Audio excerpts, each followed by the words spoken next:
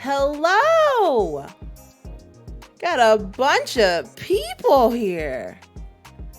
Hello, hello. How are you guys doing? Hello, hello. Hello, the one. And hello, Nadia. Hello, Duke can't stay but here to say hi. That's all good.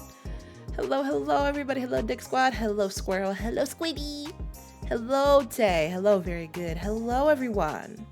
So just some heads ups, a little bit about what to expect here today. We are having a Women's History Month panel. This has been in the works for about 3 weeks at least.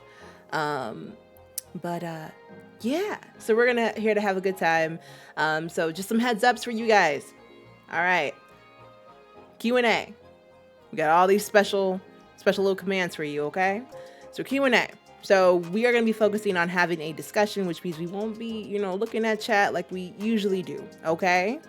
But there is a Google form. So we will be having in approximately about an hour and 20 minutes, we'll be having a Q&A session. So if you have any questions for the panel, whether it's related to personal questions for either members of the panelists, a question for the whole panel, or just a question in general about like women's rights and things like that, you are more than welcome to ask those there as well.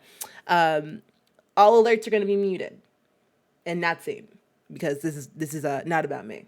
Okay, so I appreciate any love that comes my way, but I will be reading all alerts when the panel is finished. Okay. And then lastly, exclamation point panel, you get everybody's Twitch information. Get everybody's Twitch information, and a little link to my website where I have a little bios about them and every piece of their content linked. Okay, so their Twitches, their Instagrams, their all of that. Okay, so you get to learn more about them. All right, so we're gonna take a second and we're gonna bring them in and get to know everybody. So hello. Hello. How are you guys doing? Great. Good. I'm excited. Good. I am also excited. So we're gonna go in order. So go Vega, Hells, Nadia. Just say hello. Say a little information about yourself, and we'll get to going. Oh gosh, I'm first. Hi everybody, I'm CommanderVega, but everybody knows me as Vega. I stream mostly Fortnite, but at the time being, we're streaming Minecraft because we're waiting for a new PC. And I'm just excited to be here, and I hope you guys enjoy today. Yay! My name is Helen. Please call me Hells, also known as doomsdaygal here on Twitch. My main game is Genshin Impact, but I have streamed like a variety of games in the past, like Dead by Daylight, Fortnite, Valorant, Apex, Animal Crossing, Pokemon, bunch of other games. You name it, probably done it. And yeah, that's basically me. I am Nadiahardcandy. Most of you guys know me because I'm a mod here, but I'm just really excited. I play Animal Crossing, Genshin Impact, just really chill games, Stardew Valley, and that's me. Yes.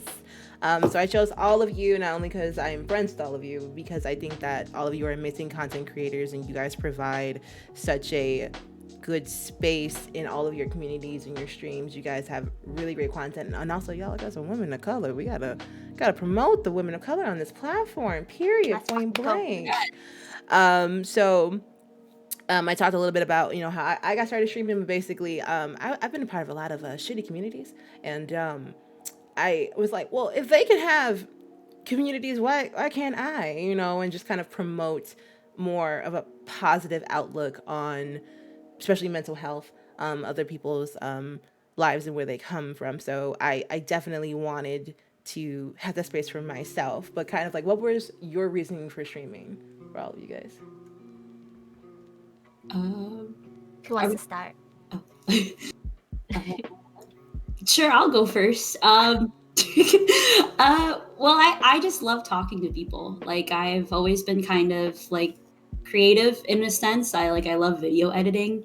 So I've always kind of wanted to create my own community where I just have like a lot of friends that I've met. And like, since where I live is such a small area, it's been kind of hard to find like friends that are like me or like, minds that are alike. So I came to streaming and I met so many like amazing people. Like, for instance, Lanie. I've known Lanie for a long time. So like, that's kind of the reason why I kind of stuck with it, is because I've made like so many good friends and like I've been around so many good people. So for me, when I started streaming, I didn't know what I was getting myself into. So I actually didn't know what I wanted. A friend had really highly suggested, oh, I think you'd be great at streaming. It's like, okay, why not? I'll shoot my shot. What do I got to lose? And then I soon found to realize like it was just a lot of fun. And then I started meeting like a lot of people from like across like Twitch, from like different various games. Like my main game at the time, I was like playing Fortnite, and then I started playing DVD, and that's how I found Lanie. And then with Lanie, I met your friends Vega and Nadia, and I was just like, oh, this is really cool, like meeting other people, making a lot of friends, and yeah, I've had a really great experience thus far. Good. Okay, I guess for me, there's kind of two stories. One is Max is my boyfriend, so we used to, when we had our apartment, we would watch Twitch when we were eating dinner, which is like the thing that we did after work. That was like the first point of contact for the day, where we got to sit down, and we would actually watch Tofu play Dead by Daylight. And Dead by Daylight is how I found Lanie as well, so I'm super thankful to that game for bringing me here. But the other thing was I went from being a viewer to a streamer because I got injured. So I had to stay home from work, and I didn't have like anything to do. There was no one to talk to. I was like cooped up in the house alone, and I didn't feel great. And then streaming turned all of that around. We love to hear that. I think it's important to kind of identify that and have those discussions as to how we got into it, because I'm sure we have all had people who want to stream, especially come to us and say, like, how did you get started? I love what you do, and things like that. And, it's kind of hard to, tell somebody, well, just be yourself. And it's like they don't get it. Yeah. And it doesn't hit. It's like, but I as a person suck. It's like, no, like there's somebody out there for everybody. So I definitely wanted to kind of ask that question so that everybody, can kind of see where we come from, how we got started, and just show that, it don't take much to start as long as you got a decent internet connection. Hell, I started streaming at 360p. So as long as you have like a decent internet connection and, you want to try and you want to make it work, you can. Were there any hesitations that any of you had being women of color coming into the streaming sphere, the gaming sphere? Yes. For me, for those of you who don't know, I'm a Arab Caribbean American. So my dad is from Egypt and my mom is from the Caribbean. So my dad's also a Muslim, and where I live, there were a lot of things that were not so great going on with Arabs, Muslims, and Black people. So I just thought that I was afraid to kind of grow. Like, I was there to make friends and do something really small, but I was always afraid to grow because I thought that would make me a target. I think was one of the first things I thought, and it just didn't feel good to kind of overlap with so many different groups that were being targeted, because I just thought, well, I can never be good at this. I can't do this because what are they gonna think of me? Mm-hmm. Yeah, obviously we kind of walk a different kind of life, right? So we are fully aware of our identities, where we go in, where we give for a job interview, the way we present ourselves, because it comes up differently in different spheres. I know for me, and I was like, okay, I'm Black and I'm going into the gaming sphere. I think we know what's coming. But I do my best to just ignore it, because they're just trying to kill your spirit and take that joy. They see you happy and they see your community happy, and you're like, how can I mess this up? And it's like, but for what? Like, what joy do you get out of doing that? And I think it's really sad when you have people like, I hadn't even started Minecraft yet on Monday, and somebody asked to join my server, and I said politely, oh, well, we don't let just anybody in, you have to there's like a vetting process, because you could come in my stuff and, break my house and burn everything down. And he proceeded to call me a cow, and I was like, boo. Like, dude, like, it's how sad, does it have to be? And I think especially when you're a person of color coming into streaming or the gaming sphere, you got to build up that exterior that it's just like, they're gonna say whatever they can to get under my skin or to intimidate me, and it's just, it's really important to kind of have that resilience before you even present yourself out to the public too. I agree.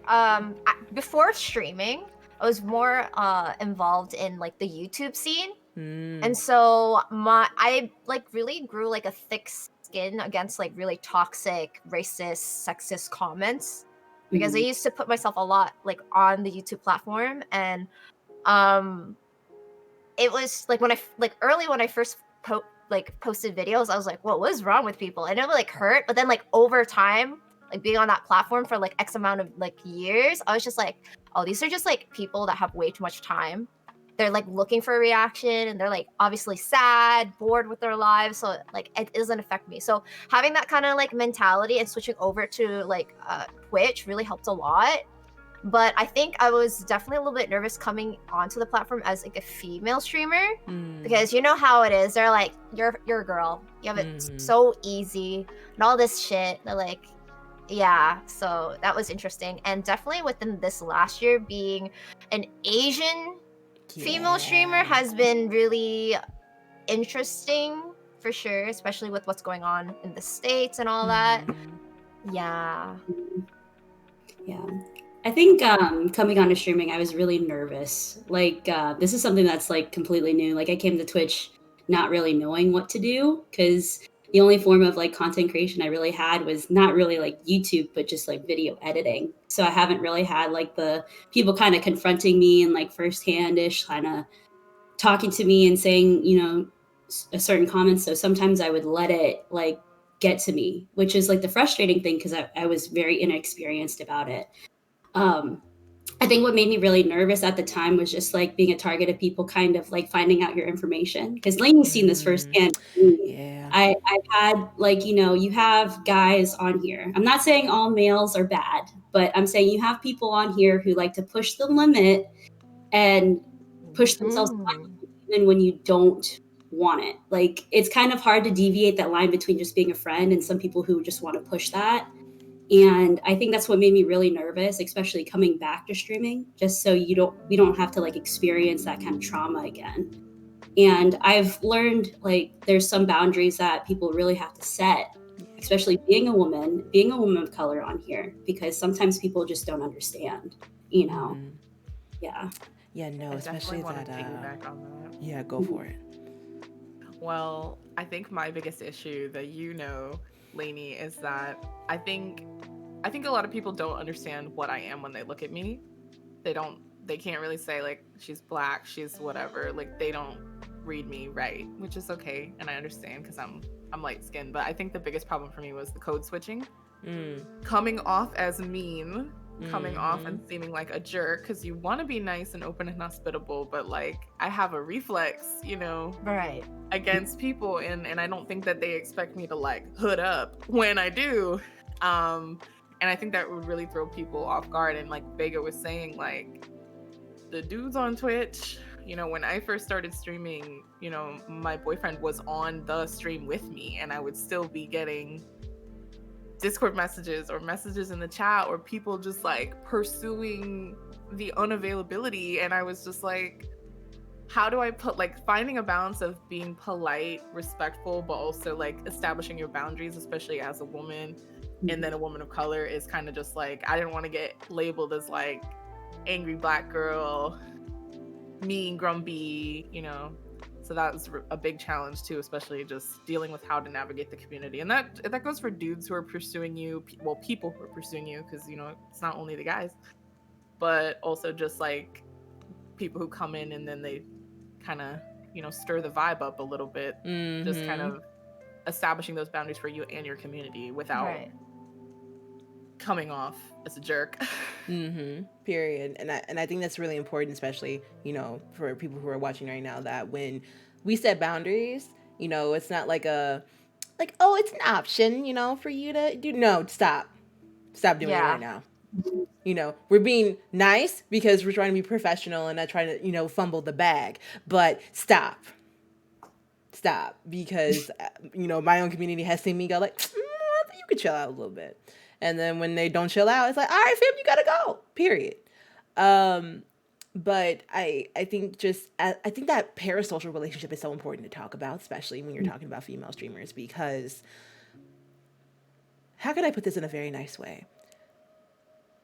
The word friend is being thrown around very lightly. And I think because people assume they support your content, or maybe they have played a game or two with you off stream or in a Discord, that you guys are automatically friends. You have to understand that it is very difficult for content creators to get very close to people in the community aside from their moderators, because people don't have good intentions. I saw something on Twitter about 2 months ago of a female streamer who had somebody intentionally join her community with the intention to harm her in some way, just like to ruin her reputation, to mess up the vibe of her stream. And they admitted it to her because she had been so gracious and hospitable to them that they had the worst intentions when coming into her community, and they chose to leave. But she was so like hurt by that interaction, just like, I mean, thanks for telling me, but like, why would that even be right? Why would that even be on your mind to do something like that?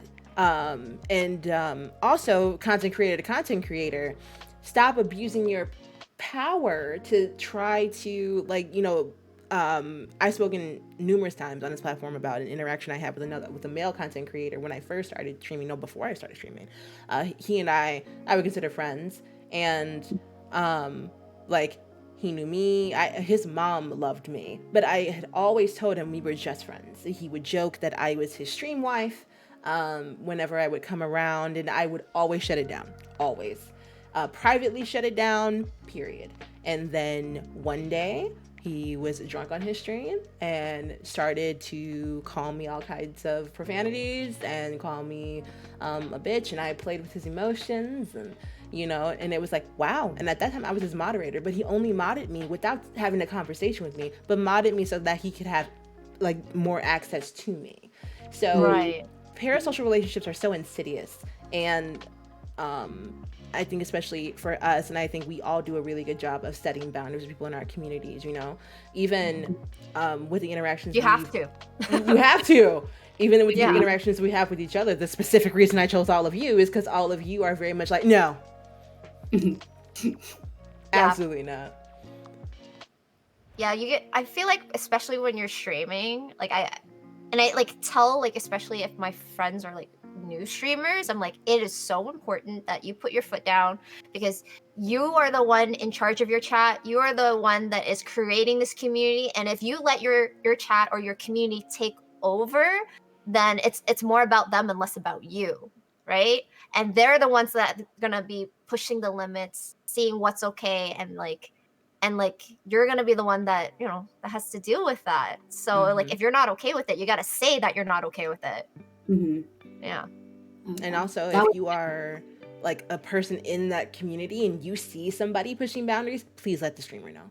Let the mod team know, let the streamer know, so that we are made aware of this, so that we can nip that in the bud. Because if they are an angel in chat but are a demon in the Discord, we need to know that. And we need to know if they're pushing boundaries with you, we need to know that, so that we can address that appropriately, at least keep an eye on them, and then address it and handle it how we need to.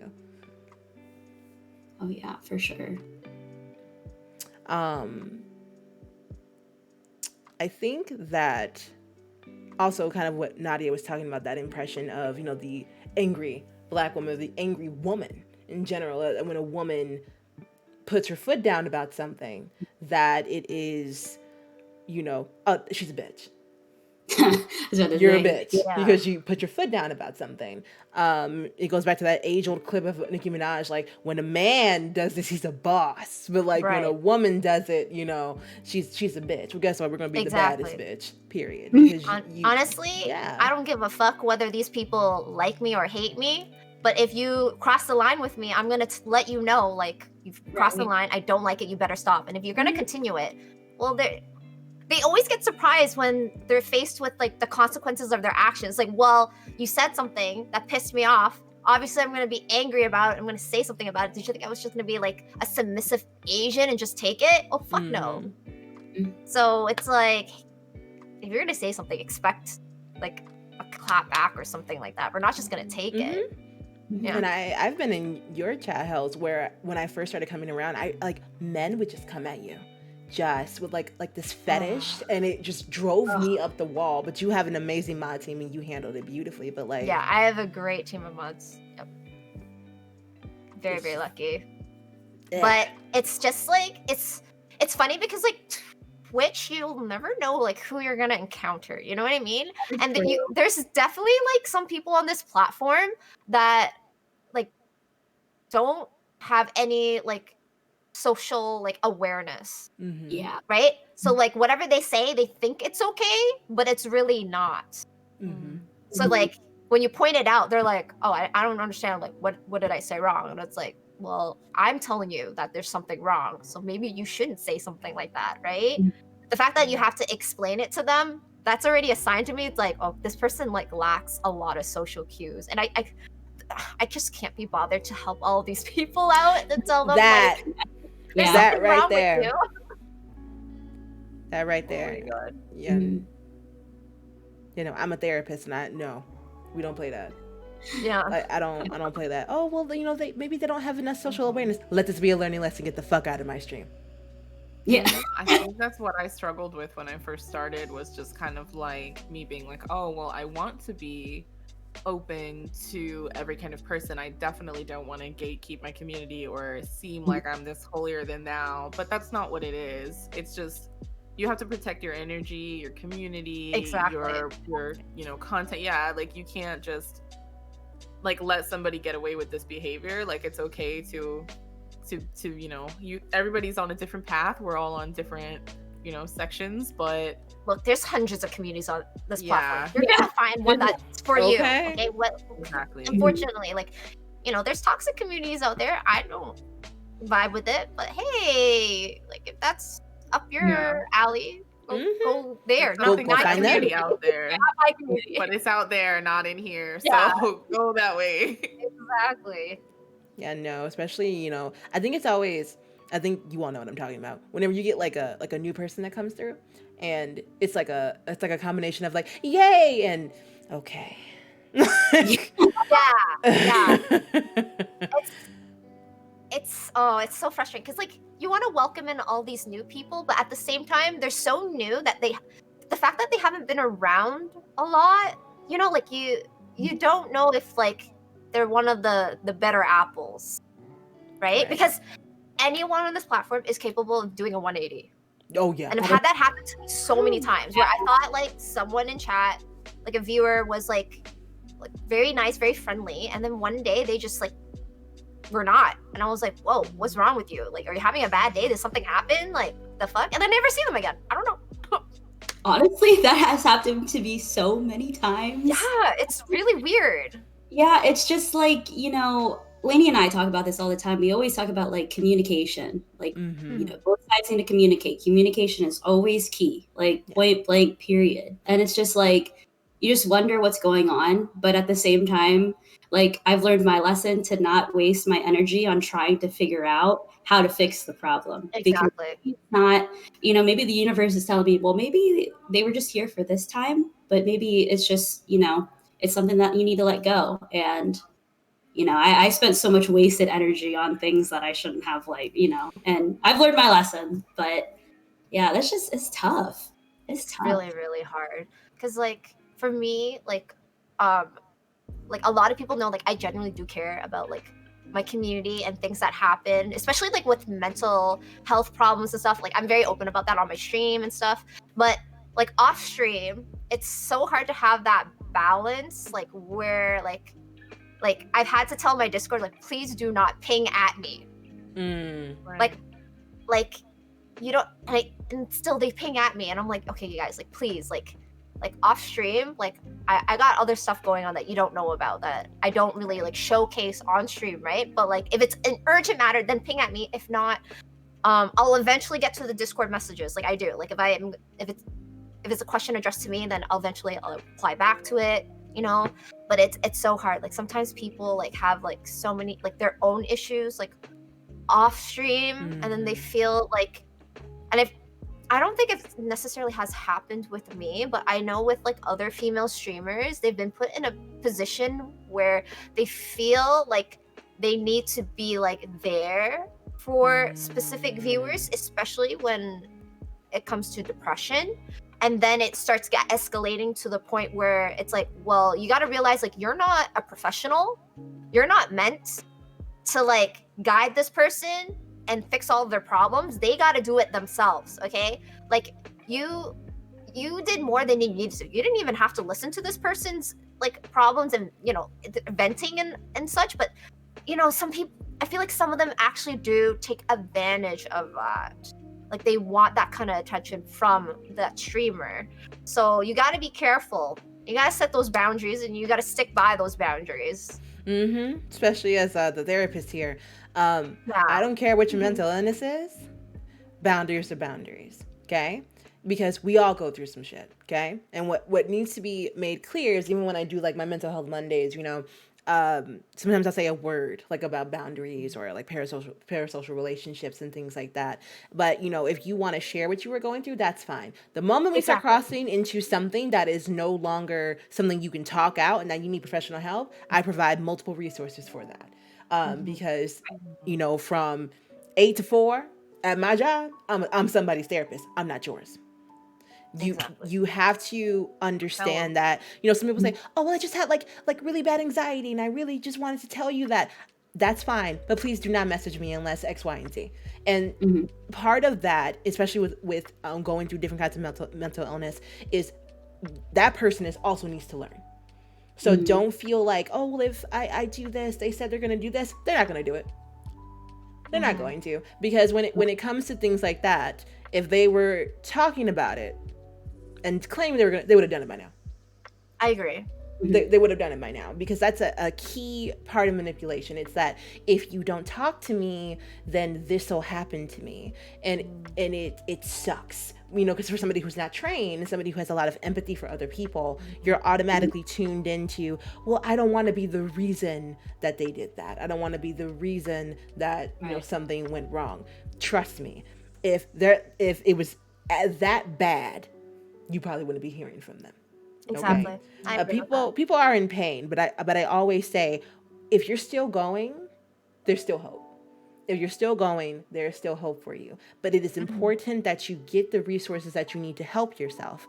If you have questions about that, we have mental health resources linked all the time. You just have to ask Ahmad what is the command for those resources. But what you will not do is place that burden on somebody else, especially when we're in the middle of COVID, where people have lost their jobs. I was furloughed the entire summer. Like, everybody's in a rough spot. It is not just you. And in order to be cognizant of the impact you have on other people, if you're going to do this whole thing where you dump all your stuff on somebody else, at least be dumped on back. Bare minimum. At least exchange that burden with each other, so that it's a true empathic response to one another. Because if I just hit up Nadia and I'm just like, girl, and I just lay all of my shit on Nadia, but I never ask Nadia how she's doing, I am doing Nadia a disservice. And I have just crossed an immense boundary. And even messaging and saying, hey, are you in the space for me to talk to you about this? Because maybe they're not. Maybe they're not, and that's okay. That's okay to say, like, to ask, like, hey, is it okay if I ask, like, talk to you about this specific thing? That's fine. If you, the worst case scenario is you're gonna get a no, and then you just find someone else to talk to. Yeah. I think that this problem, everybody knows that I have, and in my community we have this thing where, first of all, I have such anxiety and depression, and like we talk about it all the time on stream, but still people feel compelled to bring their problems to me, which I think is just, that kind of sucks. Like I'm trying to make a space where we can all vibe, but then like you're gonna throw it at me. What I used to get was just walls of text from people, and I mean pages upon pages. You can't solve everyone's problems. I have I closed my DMs and I openly tell people. That's probably the best thing you could have done. Yeah, and I was like, I can only take DMs from people that I'm friends with. I don't accept Discord. It's not your responsibility. Shared servers. Yeah, like, so I tell them, like, don't DM me. My time on stream with you is the time that I have to be with you. Please respect that. Like, talk in my Discord if you want, but I don't like that DM feeling of being cornered. No, I get it. It's because, again, it's people that, like they have... It's a good thing that they found a stream where, like, oh wow, the streamer is really talking about like issues that I really, really relate to, and they found that safe space, right? And then so they kind of like, for them, they feel like it's okay for them to cross that boundary, be like, hey, can I talk to you about these issues? But they need to remember is like, okay, like she literally just said she's dealing with her own shit. Do you think she's capable of dealing with more than her own shit when you can barely deal with your own shit? Hello. It's not fair. Yeah, it's not fair. It's not fair, and it's not on you to be responsible for someone else. Like I always, like when I do talk about like mental health on my own stream, I make it very, very clear. You cannot help someone that does not want to be helped. The only person that can help them is themselves. So never put that onus on someone else and be like, you are responsible for my life. That's so shitty. Don't do that. We'll try our best to help you as much as we can, but it is on you to like go out and seek professional help. Yes, ma'am. Period. And I also see like this kind of a new trending thing on Twitter where people like shit talk therapy. And here's my thing. Oh yeah, people say like therapy doesn't help you, etc., etc. Here's the thing: there are shitty therapists out there. Okay. And I know that some jobs, when it comes to benefits, probably will give you maybe 3 free sessions. Think of therapy like dating. If you did not vibe off of that first session, why are you going back? True. That is not meant for you. You need to think about like intersectionality too. Go ahead, Alice. Oh my God. I've had like friends like come to me because like I would say I was probably the first among my friends being very vocal about, like coming to terms with like my mental breakdown, seeking actual professional help, talking to a therapist to, because I felt like I owed it to myself, right?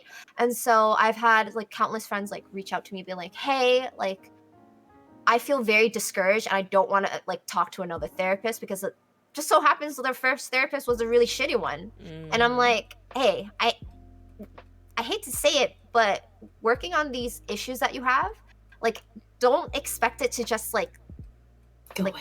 happen like overnight, right? Like, wow, the first therapist, like that's the one, like wow. Like, no, it's you never know who you're gonna encounter. You never know like if you're gonna mesh well or not. And just because the first therapist just happened to be not the right one doesn't mean like there aren't other therapists out there that you can potentially find for you, right?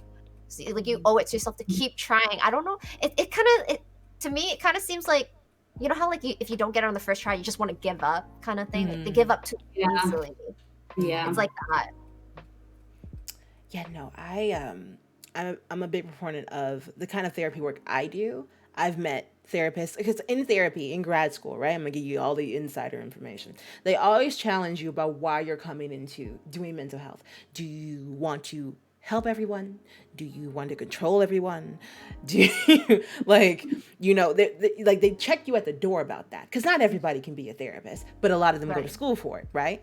And what's important is that, especially for intersectionality, you have to go to the person that can understand you the most. So if I am a person of color, ideally I want to find a therapist of color, because there are some things that I don't have to explain or defend. Because during my unpaid internship, my practicum in grad school, my supervisor, 50-year-old white man, I had a client who was a black guy dating a white girl, and whenever she got mad at him, she would call him the N-word. And I brought it to my supervisor because it's like, I know what you do as a black person, but how do I approach this as a therapist? Do you know what he told me? He told me that we were at a space where we were past racism, and that word did not have so much power anymore.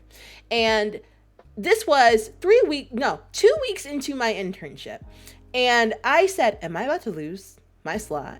Because I checked them, because we don't do that. And so I said, it bothers me tremendously that you are somebody with a PsyD. So for those who don't know, there's two doctoral degrees you can get in psychology. There's a PhD and a PsyD. A PhD is more so for research. A PsyD is more so for actual clinical practice, right? Right. So he had a PsyD, which meant he focused on practicing, right? And I said, it bothers me that you have been working in this industry for as long as you have, that you have all of these degrees that you have, and cultural competency is something that's not on your mind when it comes to having a conversation about this. I am afraid of how many people of color that you have worked with in your time here. That's scary. That is And he scary. looked at That's me. horrifying. And at that point, I said, I don't care if I lose my internship. I have to tell you that, because you are creating this narrative and this bad reputation that I'm seeing today. And he said, well, I think it's really awkward to have a conversation about racism with a 20-year-old, black girl and a 50-year-old white guy. I said, but it's important for us to have that conversation, because people like to act like, the civil rights movement happened 10,000 years ago. No, it didn't. Like, it didn't. So it's important to understand that, like my grandfather marched the same time Martin Luther King marched. My mother was 8 years old when Martin Luther King was assassinated. This didn't happen 2,000 years ago. Exactly. We're still dealing with the risks of that. So it's important for the intergenerational conversation to happen so that we can learn from each other, period. Yes. So it bothers me that when I see especially people of color say that therapy doesn't work for them, it's like, but did you find a therapist of color? Did you at least attempt to do that? Or did you use those 3 free sessions with the same dipshit that doesn't know what they're doing? Exactly. And that's only in it for the money. Because when you come in my office, we are working on your problems. A lot of my clients are intimidated by me because I check you at the gate. If you tell me, oh, well, I'm doing okay. Okay, is that an emotion? How are you doing? Mm-hmm. You have to give me an emotion for how you're feeling. You tell me this is what I want to work on. Fantastic. How do we do that? Because my goal is to get you out of my office. My goal is to not to have you come back for years and years on end. I am here to give you the tools that you need to get to the place where you feel secure in yourself. Mm-hmm. Period. And so it hurts me when I see people who struggle with mental health don't know how to appropriately seek out those resources or handle those issues that come up for yourselves. Because like, if you think your therapist isn't struggling with depression and anxiety, especially when you are telling them about your trauma history, we have therapists. So it's like therapists have their own therapists. Those therapists have their own therapists, you know? Yeah. Period. So I love that all of you set those boundaries in your communities, especially when it comes to like mental health. It's like, oh honey, I can have an educational conversation with you about them and tell you what depression is and how the chemical imbalance is a bitch to deal with. I can have that conversation with you, and you know, maybe provide some kind of coping skills you can use at home, especially during this panorama. But I think it's important for you to still seek out that resource, you know? Right.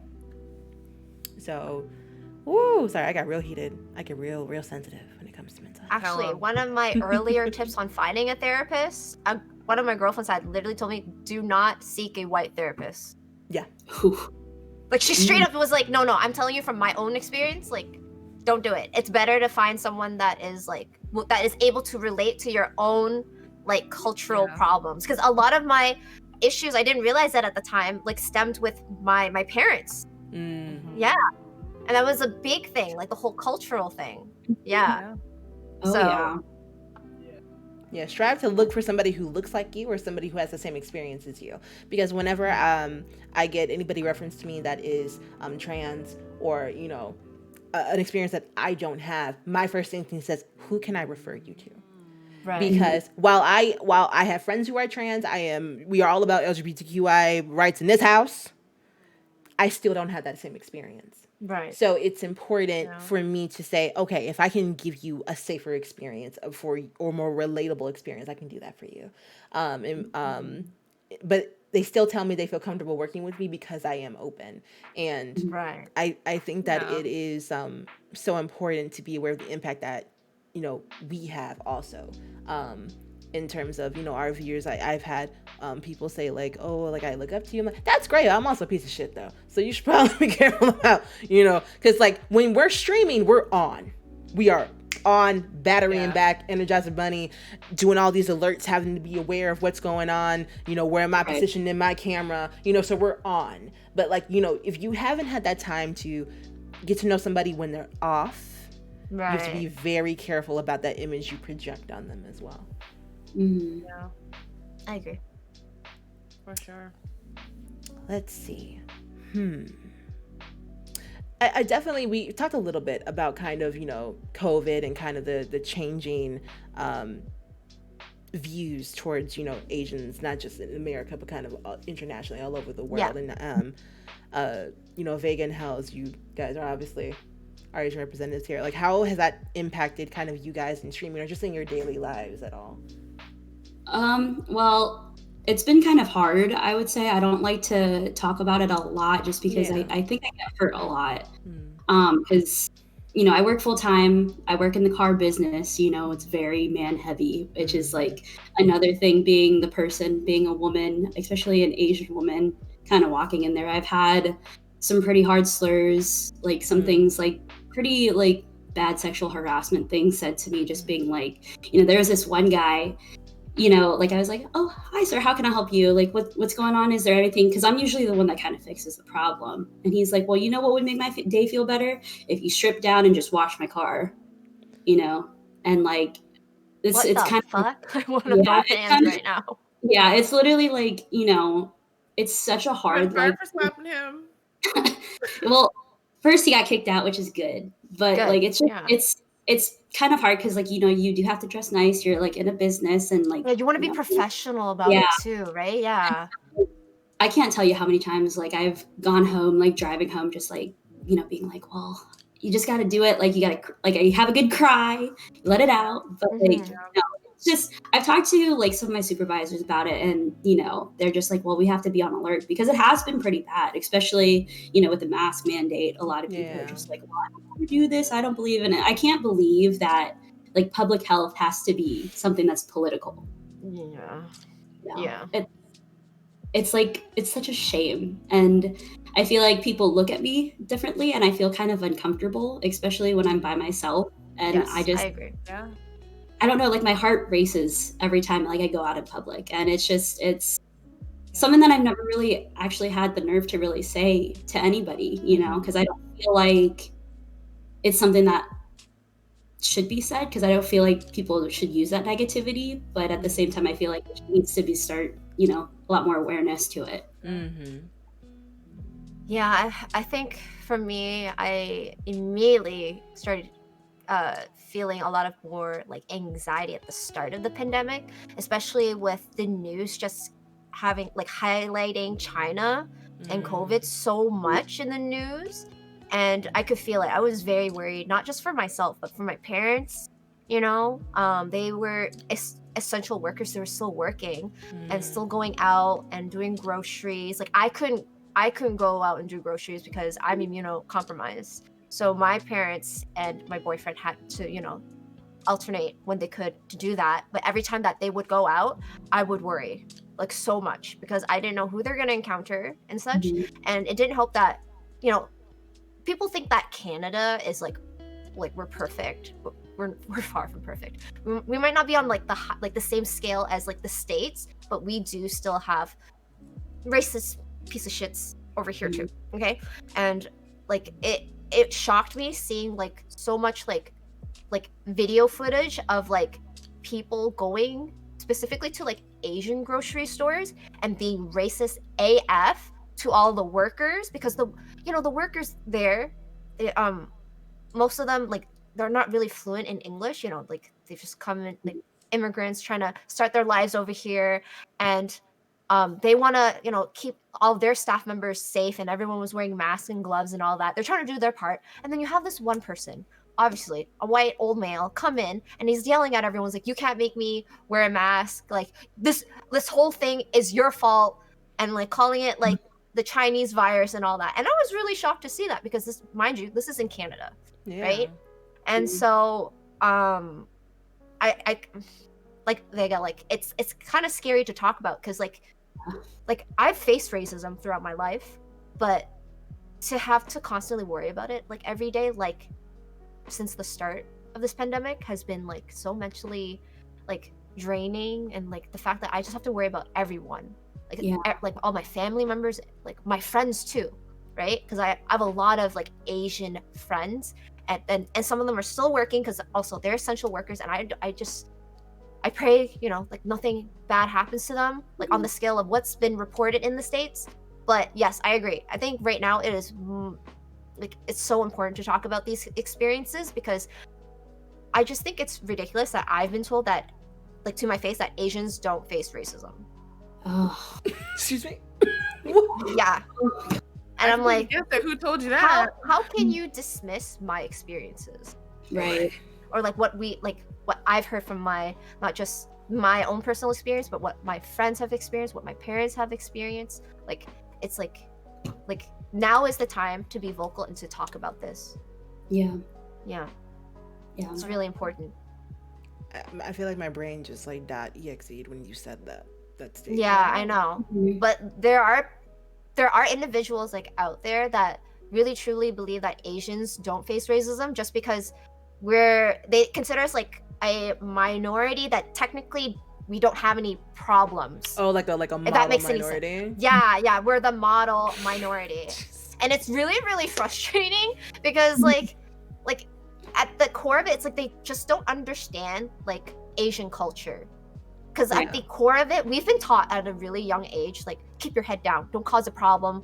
Like, because the reason being is it's about safety. They don't want us to get hurt. And that's how we were raised, right? But now, like, I feel like especially our generation, we're so sick and tired of seeing this not just happening with our own community, but against other people of color. It's just like, we just can't just keep our heads down and be quiet about this anymore. Right. We have to do something about it.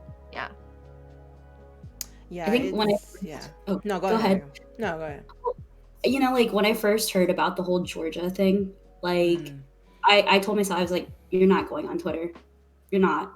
Like, you can't. Like, it's frustrating to see like so many keyboard warriors have a comment and say about like things that have happened, because I would say even though it was just one point, it kind of brought more attention to how much stuff is really going on. Like probably like 2-3 weeks ago, my mom was telling me, she's like, all right, you need to be careful when you go out, because there were 3 Filipino women that got robbed the other day at an Oriental store. And it's like, and she's just like, I just want you to make sure you're going out. And like, I feel like with anybody, any person of color, they shouldn't be told that you have to be careful Right. going outside just to do something,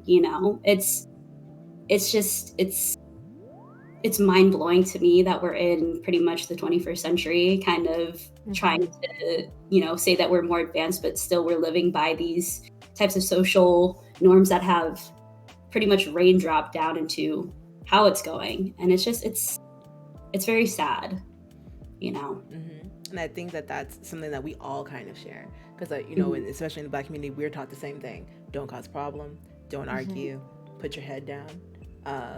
Because for us it's even more violent. Don't resist. Right, don't resist. Exactly. Even just being like pulled over, just even if it's like for a simple stop or something, or my backlight was out or something, just something as simple as that. It's like, okay, both of my hands are in visible view. Like, I'm not gonna cause, yes sir, no sir, yes ma'am, no ma'am. I'm not here to cause a problem with you. But then then they push the boundary. Can I search your car? Sir, you do not have a warrant to search my car. Like, let's not start getting legal. And it goes into like this whole kind of, narrative. It's like, at one point, are we just speaking up for ourselves, or just proclaiming our rights, period? Yeah. Then it becomes an issue or an argument. It's like, I'm not trying to argue with you. You and I both know the law, and you can't do that without a permit. So it's extremely challenging, especially when, over COVID, both of our communities definitely felt, that rise. And then it's like everybody's at home now. So like they're forced to see it, because you can't escape from it. Before, when, Exactly. you can go to a concert, you could go to the museum, you had all these things to just get through the week, get through the year. You had all these distractions, but then it was like, everything's closed, and now you can't do that. Your closest form of interaction is talking to your Uber Eats driver, your DoorDash person. Like that's the closest form of interaction in some spaces that some people have now. And coming onto Twitch and being like a streamer and kind of saying, okay, I can't speak for everybody, but you're not gonna do nothing in this chat. And I can control what happens here. And I think also for me too, and I don't know about you guys, seeing the lack of response when these things happen from like content creators you admire, or companies you would like to be partnered with. Like, what has been kind of like the reaction for you guys, seeing like the lack of response in some respects? Disappointing. Yeah. Very disappointing. I like how Twitch only has highlighted a one single day on Stop Asian Hate. One day? Really? That's it? You have some top streamers that are Asian on this platform. You're gonna dedicate a single day. Yeah, just like how they, for Black History Month, all of a sudden all the Black folks that have been trying to get partnered for the past 6 months, all of a sudden start getting partnered during Black History Month. And it's like, wow, you waited that long just to do that. Right? I kind of feel like especially now, like there needs to be like a push, like from Twitch right now. I want to see them show out like they did during George Floyd. I want to see them show out and really come to the forefront. Racial violence, it doesn't matter what community it is, it's wrong and it should not be happening. And you as a platform need to speak up, especially when most of your content creators at the top, some of them are women of color. So exactly. okay, so like you need to get out here and to the forefront and make yourself known and put your money where your mouth is. Period. You're already making it so we can't play music. God damn it! At least be that strict when it comes to racial comments in chat. Can somebody be IP banned from your platform for continuously going and spreading hate? Why does it have to be a discussion?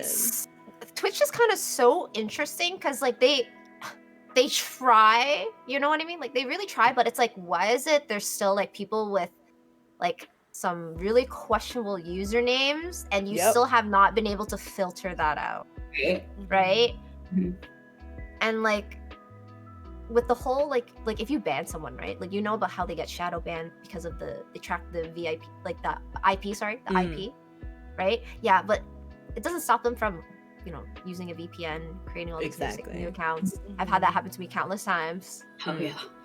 Like if someone has time, they're gonna waste their time. But also makes me feel really sad for them because they wasted all that time. But Like Hey, there's- the whole unban request thing. Why is that an option?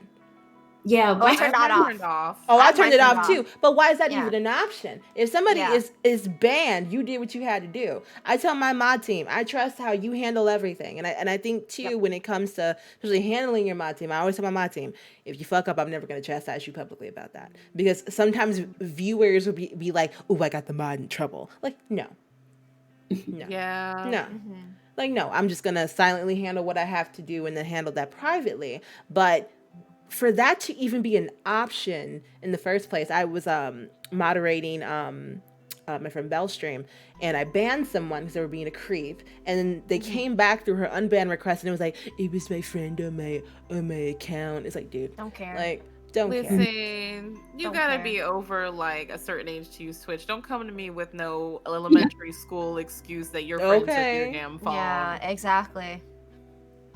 But that's just how they do that, and it's so sad. Especially also, I would recommend for any female streamers to watch, turn off your whispers. Mine, Make that- mine set off early on. Yeah, you got Turn those them off. weirdos. Because I remember when I first started streaming, I started getting messages like, oh, I'll give you X, Y, and Z in your PayPal if you like flash your screen, or Yeah. and it's like, it's just disgusting If it's behavior. not something that you can say in the chat in front of the mods, There and you the go. community, Yeah. then you don't need to be saying it to me in a whisper, in a I- DM. That's why they're all closed. Thank you, Nadia. Thank you. Yeah. Literally. That's just If sad. you need to think, do I need to say this in private? You don't need to say it. Period. Don't do it. Period. And also, don't assume that just because you donate bits or subs, or you gift whatever, that you are immune from being handled. Yes. True. The Okay. entitlement. Viewer entitlement. Okay, Twitch takes half that money anyway, so listen. We're not gonna go there. And you need to respect the boundaries of all streamers, but especially your female streamers. Knock it the fuck off. It's not cool. Just stop. God. No. I make it clear. Ooh, hells. I remember when you made the announcement that you were taking away the VIP badges, like you were resetting them or something. Oh yeah. That's right. What was the reaction that you got when you chose to do that? For the most part, it was positive. But obviously the ones that missed the announcement, I did get a few DMs being like, did I do something wrong to like lose the VIP? And I was like, oh god. So I had to quickly explain to them. I was just like, no, it's just like, I just don't want anyone to think they're lesser than or more than what they are in my chat. Like everyone, I view everyone as the same. And so I just decided to get rid of it. And it's been great. Honestly, it's been really, really nice not having to worry about VIPs and such. But no, it's because the reason why I decided to do that was because I didn't see it happen often in my chat, but I saw it happen in a lot of other people's chat that I mod for, or like I hang around, and I'm a big lurker on this platform. Big lurker, okay? I don't think people realize how much I see in other people's chats and what's going on. But there's been so many times, which is sad to say, like so many, where like people literally think because they have that VIP badge that they're better than everyone else in that chat. And it's like really, really weird. Or they'll say things like, how come this person doesn't have a VIP, but this person does? And it's like, are you the streamer? I don't recall you being the streamer. Why does it matter to you, like whether this person is VIP? Yeah, give them And the other, yeah, How about right? that? But it's so ridiculous to me, like how people like cause drama. That's why I took it away. I don't like drama. Like they're starting drama based on a badge. Oh yeah. I think it's really, really dumb. But it's sad. But I've seen it happen so many times. That's another thing too. If you see something, somebody has a VIP badge one stream and they don't have a VIP badge one stream, don't say anything. But Don't people say like to anything. be like, oh, how come this person is not VIP anymore? Like, Not even just with same with the mods. How come he's not a mod anymore? Or they're not a mod anymore? Right? It's like, okay, all right, now you guys are just purposely looking for Right. drama. There is no, and I see it all the time in my chat. Like there is no tea. If something happened, then it was taken care of, and if I feel like I don't need to address it, I don't need to address it. It's not that big of a deal. And the thing is, there's some streamers that the thing is, you can do whatever you want. It's your stream, right? Yeah. So for me, like, I've seen other people, like my streamer friends, like unmod individuals and all that without like giving any like heads up. And same with their VAPs. So they're just like, I'm just gonna do this. I'm gonna do whatever I want, which is fine. But for me, I felt very comfortable with my community just explaining, because I didn't want any misunderstanding. I didn't want them to ask too many questions or create any drama. And I was just like, hey, giving you guys a heads up and letting my mods, like, I already told my mods before I had announced it on stream. I was like, like, we've grown a lot here on this platform, and I feel like the community has changed a lot, and I feel like now is the time to like make changes so that it reflects the community. So whether that's getting rid of VIPs or getting like new mods maybe or not, like, not yet, but was just explaining like what I wanted to do. And I told my mods, like, I'm gonna give you guys like a month. Like, I don't know, like, if you guys still want to be a part of the mod team and a part of this journey and helping me out, but if you do, please show me within the next coming month that you're like serious about this.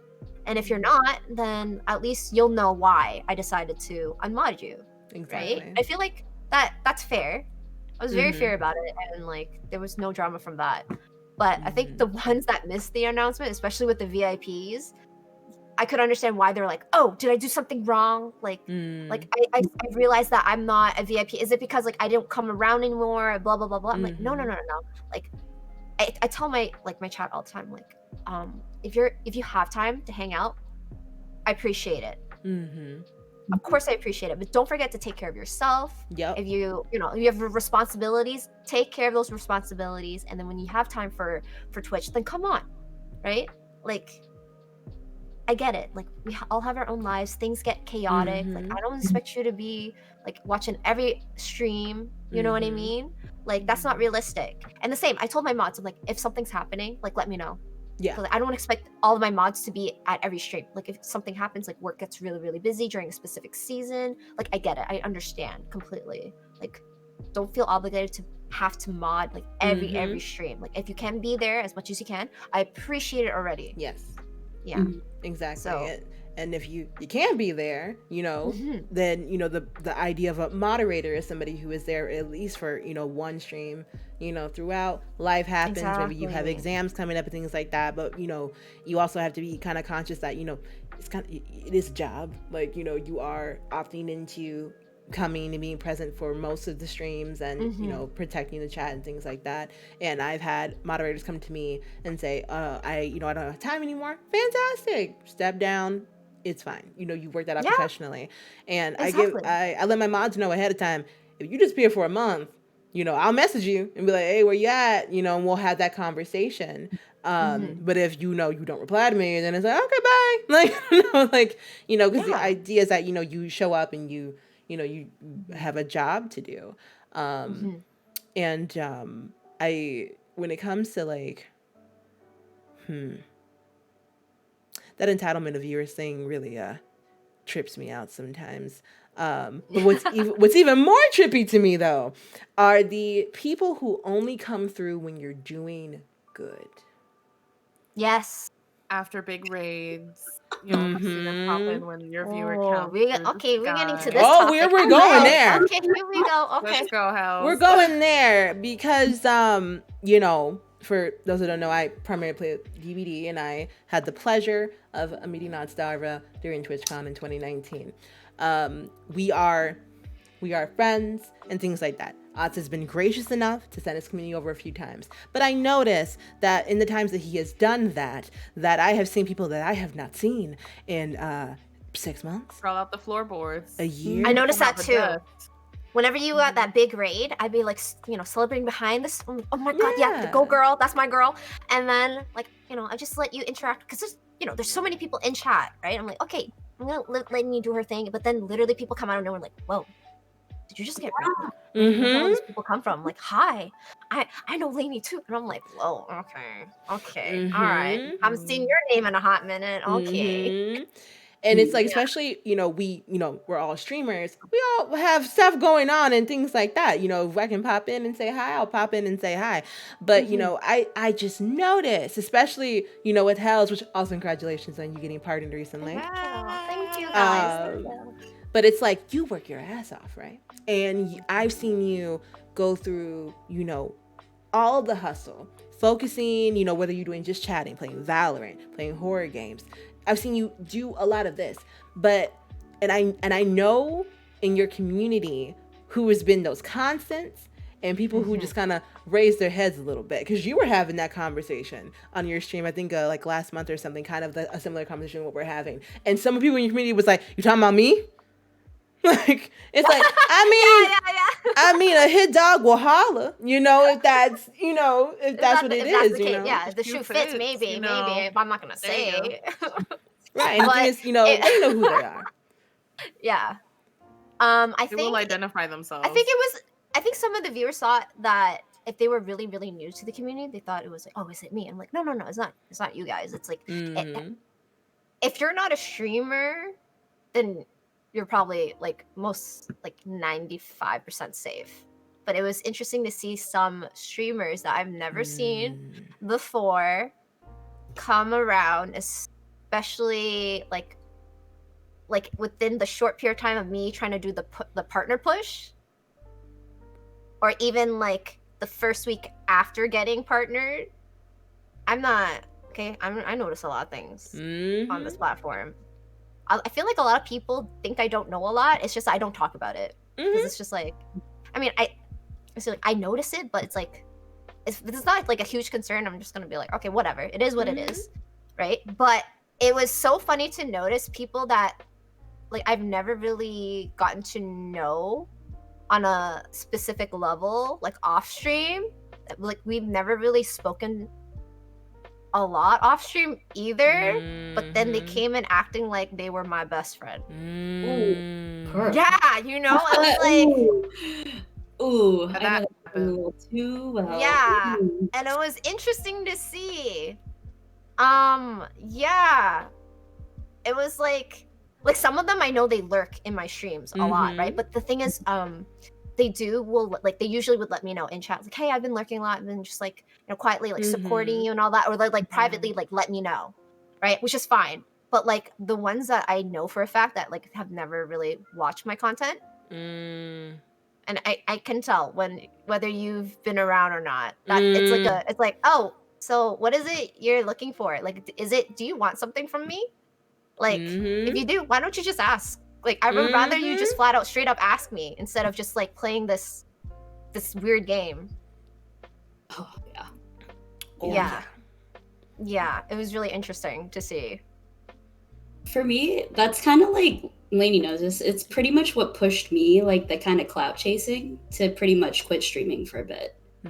Okay, yeah, some of them are huge clout chasers. Oh, yeah. They really just want to use other streamers to push their own agenda, and I personally just don't like that. It just doesn't feel like genuine. Like I'm like for me on this platform, like I have met so many amazing people that like even if we don't collab, I don't mind. Like it's cool that we're friends. I could like DM you and talk about like stuff. It doesn't always have to be about streaming. It could be about like other things, like, oh, I watched this like cool movie on like Netflix and I'm letting you know that you should watch it too. Like stuff, you know what I mean? Like genuinely actually making like connections and stuff. And then like also rooting for each other, because I feel like when you really mesh well with someone, you obviously want them to succeed as well, right? But like some of these individuals, it's clear that all they really care about is numbers. Oh yeah. So it's like frustrating. That's why like Vega, I know this happened to you because this was like before you went on your break, but before Valkyrie had like done her whole switch over to YouTube, one of her last few raids was she raided you, right? Yeah. So like for me, I've also been very fortunate to have been raided by her, and I thought that was really, really cool. She's like one of my favorite streamers, and like I was always on like the fence about like talking about it, because it's like, well then do people like how would they view that? Or like would they be like, oh my gosh, she got rated by Valkyrie, now she's like this big time streamer, now I need to like get in on that, you know what I mean? Like you don't know how like people are gonna take it. But every time, like the very rare occasion that I bring it up, people are like, oh, that's pretty fucking cool that you got rated by her. I'm like, yeah, like she's my favorite streamer. Like not like I don't feel like a lot of people can't say that, right? But it feels weird to like bring it up. But I remember when she did rate you. Yeah. I mean, it was like I like to think about it. I think I tell like a lot, like Lainey knows like the whole spiel behind the scenes, like, you know, like I thought it was so cool because it was like leading up to TwitchCon, you know, I was getting ready to, you know, and like I met Lainey, and like Lainey always talks about how we were at the TSM booth, like doing all this stuff. And like after I came back, it was just very tiring because that's what I was known for. And, you know, it was getting really frustrating because it was always questions like, why don't you play with so-and-so, you know? Like I knew some people who were pretty big in the Fortnite cosmetics and, you know, I became friends with them, but they're always like asking me like, why don't you play with so-and-so? How come, like, why don't you play with so-and-so, do Team Rumble so we can all play? Like, and it was just very like mentally dragging. And like, I just, you know, when I decided to like kind of, you know, quit at the time, I was cleaning house. I completely started like my Twitter. I cleaned out a lot of people, and it gave me kind of like a good test to see who was really going to stay throughout this whole for thing. you. Because you want your community to stay for you, not because of the game that they're playing. Okay. Yeah. If, you know, streamers, we can play other games, you guys. You know, do you know? Yeah. Imagine trying to play your main game 8 hours every day on stream. Do you think you wouldn't get tired of it? We need a break too. Yeah. Oh yeah. I totally get that. I totally get that. And like it made me open my eyes a little bit more to like, you know, like I kind of was really pushing myself to like stream, to like really do content. Lainey made a whole chart. She was just like, girl, you are crazy. Like, because I was probably going like 40 to 50 hours a week just on stream, and I just wasn't doing anything else. And so I just decided to clean house and really get myself going. And now, like, you know, we're slowly coming back, but it's the way that I want to come back, not, you know, this is like, you know, some people have messaged me over the times. They're just like, wow, why did you give that up? You were doing so well and stuff like that. It wasn't me. I didn't feel like people liked what I wanted to do. They didn't like the content. They were only there for the people that I knew. And I'm just like, well, it's time to clean house and come back. And, you know, I've been enjoying the process, even though there's some frustrations here and there, like, especially with the PC. But, you know, it's kind of, it feels a lot lighter and it feels a lot happier. You know, I feel like it's Vega time, you know, me time. Because your stream is you. It is you. Yeah. And I don't think other people should expect you to, you know, bring all these other people and expect it to be something else that it's not, because it's your stream. I've always said to like my viewers, it's like, it's so important for me to have fun streaming. Yes. The moment that I don't have fun, I'm not going to stream. Yep. Right? So like, yeah, once it feels like more, like, that's why I like keep telling my friends, like, it's really important, like, what kind of chat you want, right? Like, do you want the chat to be about you? Or do you want them to only be there for the like that one game that you play? Yeah. But then you're gonna be stuck with that one game. Yep. Right? Like, be careful. Like you set the rules in your stream. You tell them exactly like, oh, this is what I plan on like doing. Like these are the games I plan on playing. But I also want to do like mukbangs or stuff like that. Like, let them know. Let them know. And if some of them aren't vibing with it, fuck them. They won't be around for those streams. Whatever. Yeah. The other people will be, because they're there for you. And whoever comes in with the new stuff you play will be adapting. Exactly. Period. I always feel that. Yeah. Okay. Yeah, I just feel that way all the time. Like, because I tend to take a lot of breaks from streaming. I'm like the world's most inconsistent streamer. But when I come back, I literally always just like, no one's gonna show up. Like, I'm irrelevant. Like after a week or two, I'm just like, it don't matter. But I'm always surprised because there's always so many people that are just like, we're so happy to see you. Exactly. We don't care what you're doing. We missed you. You know? That's nice. Yeah, I told Nadia that all the time, and I was like, when you coming back? People do ask me, and you know, it's really nice to hear when because I love to support people. I love to like lurk you know, like Helen does. I like to lurk and support and gift subs and all that. That's what's fun for me, is being someone's mod and seeing them shine, because like I love to see people win. So when it comes to me, I'm just kind of like, I mean, I don't really do anything, but people still show up because They're there for like you. me. Yeah, they like Yeah. you. Exactly. Yeah. So it's really nice to when somebody's streaming and they're like, "So Nadia, when's the comeback?" And I'm just like, "Me? You remember me?" Like, it's like, "Oh, that's so nice of you." Yeah, for sure. And I, you know, especially when it comes to, you know, for example, I fully understand that I am a DBD streamer. Fully understand that. Because I can play games like DBD for a certain amount of time. But I also like Minecraft. And I also like playing some multiplayer games, you know, occasionally, you know. And what I found and what I remind people is that, you know, I'm gonna do what I want when I want to do it. So if I want to play solo stuff for DBD, that's what's gonna happen. I don't want to play with people. It's nothing personal. But I know that if I play with you, then I have to be a different mind space to be able to go and save you and things like that. Yeah. And you know, and I'll tell people, you set those up for, you know, like I do like Cyber Sunday things, which may be canceled tomorrow because Mama needs a mental health day. But acknowledging when you need those breaks, because I think especially for people that, like, you know, that look at their numbers, turn your numbers off, by the way, that look at that trajectory of, you know, that after stream Twitch email, like, okay, I'm here, I'm doing this, I'm doing this and all that. That may be great, but what's more important is that you're in the best mind space to be entertaining enough to stream and bring in those people. Because if you're like, I don't really feel like streaming, listen to your body. Hashtag listen to your body. Hashtag self-care is the best care. Please listen to your body. If you physically cannot, nobody's gonna burn you at the stake because you took a night off, you know? Because you know, if we're gonna get in the subject of numbers, if you really care about your trajectory, your numbers are gonna go down if you're in a bad mood already, because people don't want to watch you be in a bad mood. There's a difference between raging and making it funny and raging and making things awkward for everybody in your chat. Yeah. You have to be in a good frame of mind. It's true. I've seen so many like smaller streamers, like especially on Twitter, complain about their numbers so often. But the thing is when they make these tweets, I actually would go in to check their streams to see what it's like. And then I'm like, well, I got my answer. I go in, the first thing is I tune into your stream, you're not having fun.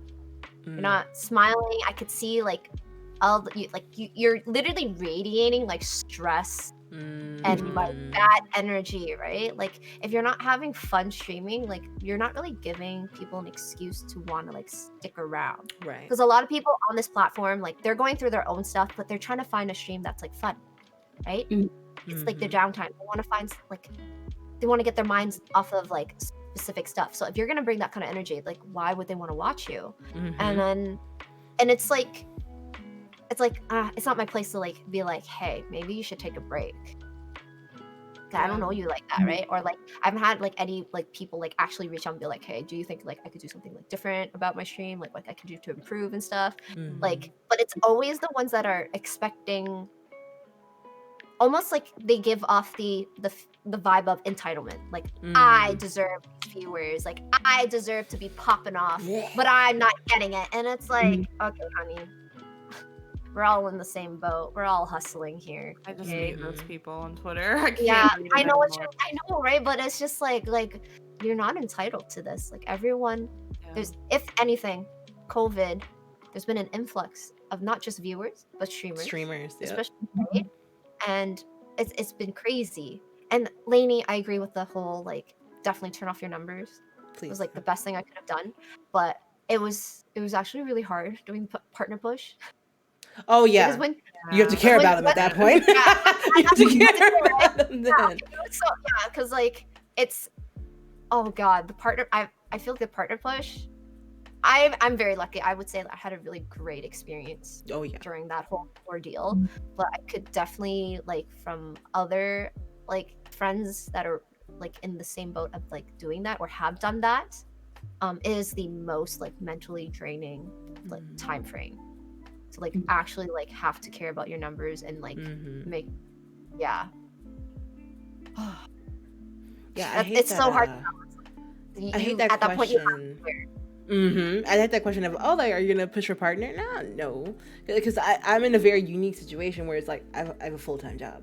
So it's like Mhm. my income does not come from streaming. So I don't put that much pressure on myself to try to crank out numbers, because it's like I have a full-time job. Like I'm getting paid regardless. But I know that so many people want to come into content creation and want to make a living off of it, but they Right. have to understand that it's very oversaturated. And then like, what kind of personality are you? What games do you play? Are you entertained when you play those games? You know, because I've watched other streamers play DBD and take it so seriously and get to the point where they get so angry. Hell, even like my legendary Dom clip, I'm raging, but in a funny way. I Like, that clip. right, trying to make it entertaining. Was I legitimately mad? Absolutely. Do I still have to make it somewhat entertaining? Absolutely. Yeah. So, you know, Dom, fuck you, Dom. Thanks, Vega. there it is. And so, but it's important to still be aware of, okay, am I not having fun right now? Like, am I not having fun right now? And if I'm not having fun, what can I do to put it back on track? So if I'm having like shitty Survivor games, I'm gonna go play Killer for a little bit. You know, like change it up. Talk to your chat for a bit. Stop streaming a game and just like talk to your chat. Just talk about their day. Like, do something to put yourself back in that good mindset, because you don't want to hear that. You don't want to hear that when you're streaming it. Like, wow, you're really getting angry right now? Like, you're really mad right now? Turn it off. Turn it off. Shut it down. Uninstall. Please calm down. Because it should never... Games are meant to be fun, right? Exactly. And there are games like... And now you know you're setting yourself up. You're playing like Getting Over It or something. You're intentionally setting yourself up to rage. But like, you know... Things like, you know, Dead by Daylight, where it's like there's so many bugs, or like things like Valorant, shooter games, and things like that. It's kind of like, we may not win, you know, and that's okay. But what's important is that you're having a lot of fun. I saw briefly, I've been like kind of like avoiding chat, but I did see somebody mention that also something that I think we all know about, kind of like when streamers play so much multiplayer that it's almost like people come for the people they play with rather than the streamer themselves. And so like, that's why I'm very conscious of like, oh yeah, I'll kick it out, I'll play with you. Sometimes I'll do multiplayer and no comms, because at the end of the day, it's like, it's still me. It's only me that leads. I had that problem with Animal Crossing. Really? Isn't that surprising? There's this one viewer that would want to join my island, and then in chat would say things like, oh, I only wanted to join your island so I could see my name on your screen. And I'd be like, okay, well, thanks for letting me know. I'm not ever letting you onto my island ever again. Yeah. God. What the hell? Yeah. Okay. Yeah. That's like purposely would only drop into the chat and say something when as soon as they saw that I was opening up my island. wow. Yeah. This is Animal Crossing out of all games. Like, Animal Crossing is supposed to be like the least problematic game out there, you know, like, wholesome AF. Yeah, I kind of have somewhat of that problem when it comes to Minecraft, because especially the creative server, because we have a lot, like, it's a gorgeous server. I understand that. Yes, it's a gorgeous server. It's people like, can I join? Can I join? Can I join? And it's like, but you like, calm down. Like, I understand it's really pretty. You want to come in here, but even if you came in here, you wouldn't automatically get creative, because I don't know who you are. So it's like, but we have enough paths and, you know, trains that you can take if you want to get to different portions of the world. But I'm not letting you spawn a wither in my server. That's not happening. Oh my gosh. You're not gonna spawn a wither or with a skeleton, the ender dragon. It's not gonna happen on my watch. But I people just really need to understand that, yes, this is a multiplayer game, but I'm playing this alone. Please stop. And if you do include other people, there are people that have been here that I actually know that won't troll me and come to my island and dig up my fossils and, you know, break down houses. So it's like, you know. Run through your flowers. Okay. We do have about 4 minutes before the Q&A session. So if you guys have questions for the panel, specific questions for anybody in the panel, or something you want all of us to discuss, please go ahead and go in that Google form, because I will be opening it in approximately 4 minutes, okay? But what have been like some of your reactions to having this panel so far? Oh, this is... I like it.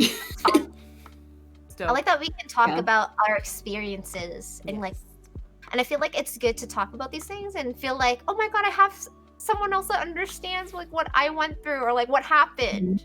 Sometimes in my head, when something happens, like, am I overreacting? Am I overthinking this? But then when I hear like someone else has gone through that, I'm like, oh, okay, I'm gonna shut that shit down. Yeah. I think a lot of my experience watching Lainey being so strong with her convictions on boundaries has really helped me become stronger with my own. So thank you for leading by example. True. Yes. For sure. No problem. Yeah. Yeah, man, It's, I it's think hard we, because you don't want to be mean. right. Not mean, Yeah, you're but protecting sometimes your you gotta energy and your be, community. you know, you get the knife emotes out. You know, sometimes Yeah. you gotta be. You don't have a choice. But the people that get that will stick with you, and Yep. they'll know that this is the place for them. So as long as you're making those people who should be here feel comfortable, you know, new people come in and they'll be like, you know what, I like that she doesn't take shit from anybody. She's not playing around, and this is where I want to be because we're safe here. So Exactly. thank you for that. Yes. I definitely, I feel like, you know, we do a lot of talking like through chats or, you know, coming across each other on social media, but I feel like it's really rare to get like a group of streamers together to have this kind of discussion, especially women of color, and kind of express kind of what's going on with us. I feel like a lot of people have learned from when I've been scanning chat as it's been going. I've seen a lot of people say like, yes, absolutely, oh my god, I didn't know I could do that. And none of that would happen if it wasn't for this panel and having these discussions with you guys. So thank you so much for being a part of this. Thank you for putting it together. Of course. Honored, Of course. And, you know, in the future, I would love to do more things like this. You know, just take like, you know, an hour and a half just to chill and have a conversation and, you know, see what everybody else is talking about. So we got about a minute to Q&A. So I'm going to go pull up what we have so far, and then any other reactions in the chat. And then we'll go ahead and wrap this bad boy up with a bow, huh? All right. Sorry, can I say something before Go you do for that? I it. feel like I haven't talked a lot, but I'm just really enjoying listening and for watching. it. And so I think that for me, just as somebody who's really, really shy and doesn't talk to people, I think you really picked a good bunch here. Like, just as a mod, I was gonna too, say, like, yeah. it's so nice to talk to people that we actually know, like, just knowing like Helen and Vega and you, it's a really good environment, to be honest. So thank you for the incredible selection of people, and thank you guys for being here with us to do this as well. Yeah, Nervous for doing like collabs and stuff.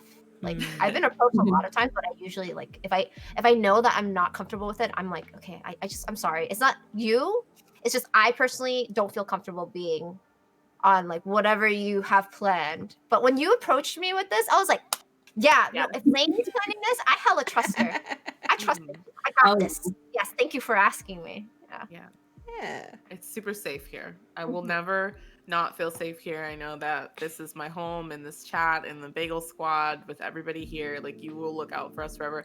And I feel that same way when I go into Helen's stream. When I pop in, I'm like, hey, like, I know that no weird shit's gonna happen. Like, you've got it on lock. Vega will bop somebody if she needs to. Like, I know that you guys have it on lock, and that people will be clapped if they must. So it's so nice to feel safe, you know, with you guys. Yes. And for me and personal goals with, you know, me streaming, that was it. Just to create a space for everybody to feel comfortable and, you know, be themselves and, you know, have that conversation. I think when you're picking panels, you know, it's one thing. Could you imagine? Like, hi, I'm just going to bring like all you guys together and you all have different personalities and this is going to go super weird. Like, no, I definitely, you know, cherry picked who I wanted to. And there was another person I had asked, Super Fireflower, to be a part of this, also a woman of color streamer, but she had to work today, so she couldn't come through. But Fire is also amazing. So if anyone wants to check out Fire's content, Super Fireflower on Twitch. Okay. We'll be doing, you know, more things like this in the future. All right. Ooh, we got 6 questions so far. First question for the entire panel from LJ. Do you feel, and feel free to jump in because it's more of like an American question, but, you know, Hells may have, you know, some opinions on the Canadian border there. Do you feel that there's a bias in America with women entering political power as opposed to places like Europe that regularly have them? That's a good question. I think in general, it's just a hesitation. I feel like, Oh, especially, in terms of American politicians like AOC, like it's the moment she says something, it's the people like, she's like, why did she say it that way? Like, Yeah. how else is she supposed to say it? Exactly. And really sugarcoat some stuff, Sometimes you just have to say it like it is. Mm-hmm. I just feel like it's just been kind of like this social norm we've always been around. And it's just like, they get so, I feel like when I see people, especially where I live, like I live in a very like conservative city, which is unfortunate because I don't like it. But like, they seem so like dumbfounded. They're just like, did she really say that? I'm just like, did you not hear what they just said? Like, are you crazy? Just a woman of color, like trying to speak her mind, like she's not allowed to. I just wonder why there's such a fear or like a hysteria around women being in power when we've seen the track record that men have had. And in my mind, I'm just kind of like, well, it can't get much worse than this. So, I mean, I don't know what they're expecting. Like, what fires are just going to suddenly start? Like, the world will be hit by meteors if a woman is in charge, when it's literally happening all over the globe in countries that are doing far better than we are, especially America. Like, Okay. the only thing we can do is help. They respect people as mothers, as sisters, as aunts and stuff like that, but they won't respect us in a place of power because they don't want that control to do like nefarious things taken away from them, is how I feel. Which They is don't want it to ironic. be cool. Yeah, you'll trust women to raise children, but you won't trust women to run a country. They really should. Bold. It would be great if we did. How do you feel like in Canada that you kind of have a similar thing, or it's a little bit different? I feel like Canada, we're so progressive in a lot of things. Like, I do believe the last time I read about it, like they were actually adding more like women in like different like government like seating. So they're trying to bridge that gap, or like add like people of like color, or like I think we're not the best, but we're definitely we're slowly getting there. We definitely have our issues, but I feel like there's been a lot of people not happy with our current prime minister, but okay, the thing is, I feel like no matter who's going to be on that seat, no one's going to be happy. You can't please everyone. Like, everyone has a tough job to do, but it's like, who are you filling in those seats? And collectively as a nation, can we like actually be on the same page about COVID and like overcome this? I think we can. We did it at the start. Definitely have fallen off track. Doesn't mean that I don't think we can potentially get back to that. But that's how I feel. I feel like I'm very, very lucky to be in Canada. Because I just know my neighbors, my American neighbors, but sometimes like when things happen, I'm like, oh. Yeah, we started rooting for you guys, like, oh. How we received a total of $3,000 in a year. Yeah. The fact that it took you guys so long to get financial aid, and we were getting financial at the start, it was crazy to me. Yeah, it's wild over here, right? All right. Next one's from an anonymous person for the entire panel. Do you think it would be beneficial for a white person to have a therapist who is a person of color? Yes. Of course. Yeah. Yes. Yeah. Because the irony is that a person of color understands how you show up in the world a lot better than you do. It's true. That is very true. Can I go on a like the world's smallest tangent about that? Go for it. I'm dating a white cishet man. Yay me. And he's wonderful. But as somebody who is like me, it's just, there's so many things that I feel like certain people just aren't exposed to. And in the case of, and I know I'm putting Max on blast, my bad dog, but in the case of like just world experience, just different from people who are immigrants or first generation in their country like I am, they just don't know certain things and they don't see themselves. I completely understand that. Yeah, like there's truly things that they just like, there is some things don't know. And then when you explain it to them, you look at their face, like, and it's like that Pikachu expression, like, oh, you guys really have to go through that? Like, wow. But it's like, they've never had to experience anything like that before, right? Whereas, like, obviously us, having immigrant parents and all that, being like, basically first generation here and everything. Like, obviously we've seen both sides. I think for us, it's really interesting to to try to be North American, but also keep our roots. Right. 100%. Yeah. Mhm. Yeah. And it's the difference for me between like when we're walking someplace at night feeling safe and not. And I notice that he'll just be like, no, it's okay, it's all good. And I'm just like, we're calling the police, I have to leave. Like it's a completely different ball Exactly. game. So having a therapist that can really kind of give you more insight as to what you have versus what other people don't have can even really open your eyes. Ooh, spicy question. Anonymous for the entire panel.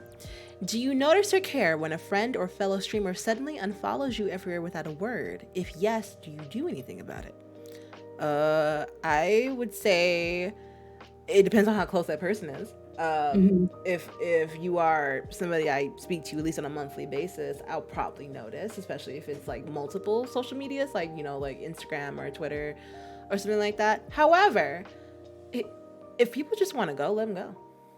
Don't do anything about it. There's nothing you can't control what other people do. I personally don't notice unless someone actually points it out to me. It's funny enough, I have more people point it out to me before I find out. I usually find out afterwards and be like, oh, that's fine then. There could be so many reasons, like maybe they don't enjoy my content anymore, maybe there's like other stuff going on and they just don't want to be a part of the Twitch scene anymore. Like I don't know. I never take it at like personally. Oh yeah. Because I'm like, oh, there's probably like something that I just don't know about. If they really had a problem with me, then they should have spoken to me about it. But if they didn't, that's their problem, and I don't have time to waste. Yes, ma'am. Let them go. Because the worst thing you can do is message that person and try to chase that person and get even more hurt in the process. So it's best to just, when people decide that they are done with you and they want to move, let them go. Because you don't have time for that. Because if they wanted to have a conversation, like Hell said, they want to have a conversation with you and explain that, they would have done that. So you don't have time to deal with that. Just like, okay, bye. Yeah. Bye, have a wonderful time. Sport that I have a gold medal in is my sport is let them go. I don't chase anyone. Like if you wanted to talk to me, you coulda, shoulda, woulda, and now you're gone. And there's so much room for everybody else. Like, bye. Honestly, that's how I feel. Like if they chose to walk out of your life, let them, because don't forget about who's currently still in your life. Those are the ones. That is true. Don't forget about them. Yep. That's a word. Yes. All right. This one is from Mamad Chris. What is one of the best experiences streaming has enabled for you? For me, it's meeting all of these lovely ladies right here. Yes. If I never streamed, I would have never been on the stream team where I'm at Vega. If I never streamed, Hells would have never rated me. And if I never streamed, I would have never been in Adventure Friends to meet Nadia. So there you go. Streaming has definitely been such a positive experience for me. Despite all the weird shit, I can overlook all of that because the positive just outweigh it easily. I've made so many like genuine connections and friends on this platform. Like I feel like I found people that like totally get me, that vibe with me, and we all have a good time. Like, damn. Oh yeah. Great. Yeah. Yes. Yeah, A lot I'm of people very- are... No, go ahead.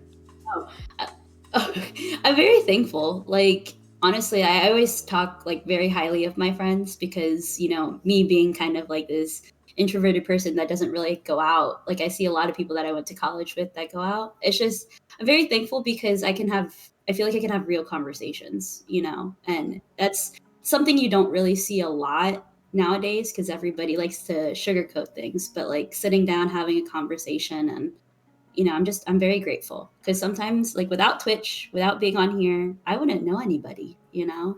So I'm very grateful. I think maybe the best experience of my life was becoming friends with Lainey. I know that's cheesy, but I've never ever in my life ever thought that I would have a friend that like I can't imagine in my life, because like I said before, like I'm the Olympic fucking gold medalist of letting people go. But I can't picture like my world at all without Lainey. Like I can't. That's the biggest thing that like I don't care if I stop streaming. I don't care if I lose Twitter, internet, whatever. Like I have your number. Like I'm not going anywhere. Listen, Lainey is the most loyal person you'll ever meet. She really is, you guys. If you found Lainey and you're part of her community, you've been blessed. Yes. Yeah. Oh. I'm so like, glad to that bask the day in her that I was presence. scrolling through the DVD category and I was trying to look for someone to raid, that it by chance, like, I found yours, and I've just been so happy since that day, honestly. Aw. The Okay, realist. I have mascara on. I have mascara on. Okay, bottom mascara. No. No. You should have known better. What are you doing? You almost got me. Almost got me. Yeah. Almost. But I think Almost. also just like individually being able to say like, I know Helen, like not being like, I know you because you became partner, hee hee ooh woo, like just like, you know, Yeah. we chilled, like, you know, we had Animal Crossing, I'm in your Discord, like I know things, you know, just being able to be like watching everybody grow too. Like I about blew, I don't know, like the biggest confetti balloon ever when I saw that she was doing partner, and I'm just like, yes, finally somebody that I know. Like this was like the thing that made my heart big, and like seeing Vega grow. So I think for me it's just like watching people succeed and be happy is what Twitch has brought to me. And I've never been able, like I've never found people that I have personally thought were like deserving of like as much support as I found on Twitch. And I didn't know people like you guys existed. I was just like before Twitch, I was just like, the world's awful, people suck. Like I had this whole big cloud over my head, and I'm like, I don't like anybody, I'm an emo, whatever, you know, that was me. And now I'm just like, there's actually some pretty good people out here. You know? You guys have opened my eyes. Yes. Love those answers. So sweet, so wholesome. This next one is from Very Good, who is from the Hell's community, I believe. Have you ever, this is a real good one, especially for Vega. Have you ever considered stepping away from it all? Social media, content creation, being public in general, all of it. In any case, what keeps you going? A lot. Before the partner push, all the time. Oh yeah. I do it frequently, in fact. Yeah. I leave frequently. I I feel do. like this is a common thing that a lot of streamers can relate on. You know, it's just like we're our hardest critic, right? So there's always those times where like, oh, is it like what I do? Does it even like amount to anything? Does it mean anything? Like, what's the whole point of this? Like, what's my purpose? I feel like you're always like questioning yourself. Oh yeah. And it's easy to beat yourself up so easily. But then I think about like what, for me, like how much I've like put into this and how much I've like enjoyed it, and I just like really genuinely like care and like love my community. And so for me it was just like I'm still having fun. I'm not at that point where like I'm burnt out, because I feel like once you get to a point where it's like it gets really unhealthy for you, that it's not fun, that you're not enjoying it, and it's like, then what are you getting out of it? Like I think that's the key. Like what is it that you expect? What is it that you're trying to get out of this, whatever you're doing, right? And so for me it was just like, well, I generally like I enjoy what I do, and I know that whenever I end up streaming I'm always having fun. And yeah, it's just, I think for me I'm really good at like mentally just pushing myself to be like, all right, stop being a little bitch, get your shit together, we're doing this shit. I'm very, very fortunate to have like a really like strong mindset like that. And it helps that you have like a group of people, whether it's like friends that you surround yourself with, or like even your community who like believe that you can achieve it. Yeah, it does help a lot. Well, because like Lainey was like, this would be a good question, because I did step away from it. I was like, you know what, let's cut it all, because I need to focus on me. Right. You know, your stream is you, and if you are not okay, like this is the biggest lesson that I had to like slap myself in the face and be like, listen, if you want to be this person, you truly have to be it. You can't be like, oh, we're gonna have a good time on stream and we're gonna do this, we're gonna have fun, but like you yourself, you're not happy. Like you have to take that time to get that like self-care. And like it took me, I'd say probably like, I don't know, when did I come back? Like 6-7 months afterwards, I decided. Yeah. It was a long time. And like it doesn't just change overnight, because sometimes I'd be like, well, you know, I feel okay, so I'm gonna do it. But then I got on there and I'm just like, no, I can't do it. It's not, you know. And I just feel like whenever, like, this is my advice to anybody who really wants to like start streaming and really take it seriously, like just remember that you yourself comes first. Streaming will always be there. Your community, people who love you will always be there, no matter what. All the bad ones, they'll weed themselves out, and that's okay. But in order for you to really create this community and like the way that you want it, you got to make sure you yourself is okay. And that's what Lainey told me. She's like, listen. I still have like the spreadsheet that she printed out. Like, how much time do you have for yourself? Yep. You know, I didn't, and like you got to make sure like there's other things that you want to do, and it's okay. It's okay. Like, yeah. I think like streamers and like not just the streamers but content creators, there's always a fear of taking a break because the fear of being forgotten and or like feeling like, well, if I take a break, I'm gonna basically throw all my hard work down the drain. But but the importance of you taking care of yourself is so like, how can you overlook that? A good healthy you that is happy will create even better content. And I've never could never understand why they can't see this most important factor right here. A happy you, a happy mental you can create even more and better content. I feel like you owe it to yourself to take care of yourself. That's why last year I took as many breaks as I wanted. My community knows this. I disappeared for a week, 2 weeks. I was like, I can't, you guys. Like mentally, I'm going through shit, and I was very like I straight up told them like, I'm just not in a good place. There's just so much going on. Like this past year has been so crazy. Like there were so many movements going on, like the Me Too movement, the gaming industry, and all the sexual harassment cases coming forth, the suicidal cases coming forth too with mental health. One after the Black Lives Matter movement, and then just so much has happened, one after the other, and I was just so like, I just felt so overwhelmed, right? With COVID, worrying about my parents and all that. It was just everything all just mushed together, and I was just like, you guys, I am not in the right mental space to stream. I really just need some time to take care of myself, and like, self-care, that's like different per person, right? But like you figure that out, do what you need to do to like get to a better space. You owe it to yourself. And I'm so glad that you took that time, Vega, because I know a lot of like streamers and content creators are really, really scared to take that break, but you benefit so much from it in the long run, and I'm so proud of you.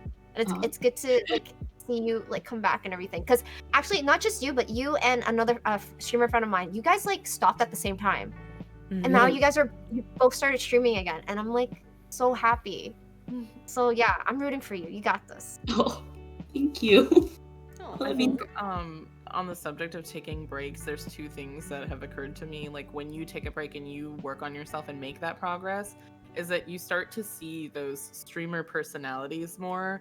And I just don't vibe with them. I can't click with them because it's a show. And I get that streaming is a culmination of interactive, fun, entertaining things. But when I see a person who I can just see, and I'm just like, they're not like that off stream. But when I go to Helen, to Vega, to Lainey, when I see you guys on stream, that's who you are. And that's fantastic. That's beautiful. I just can't vibe with like the fake. Oh, yeah. It's like they're putting on a persona, right? Yeah. I don't vibe with that. Hey guys, how you doing? It's like, no. Great. Yeah. No thanks.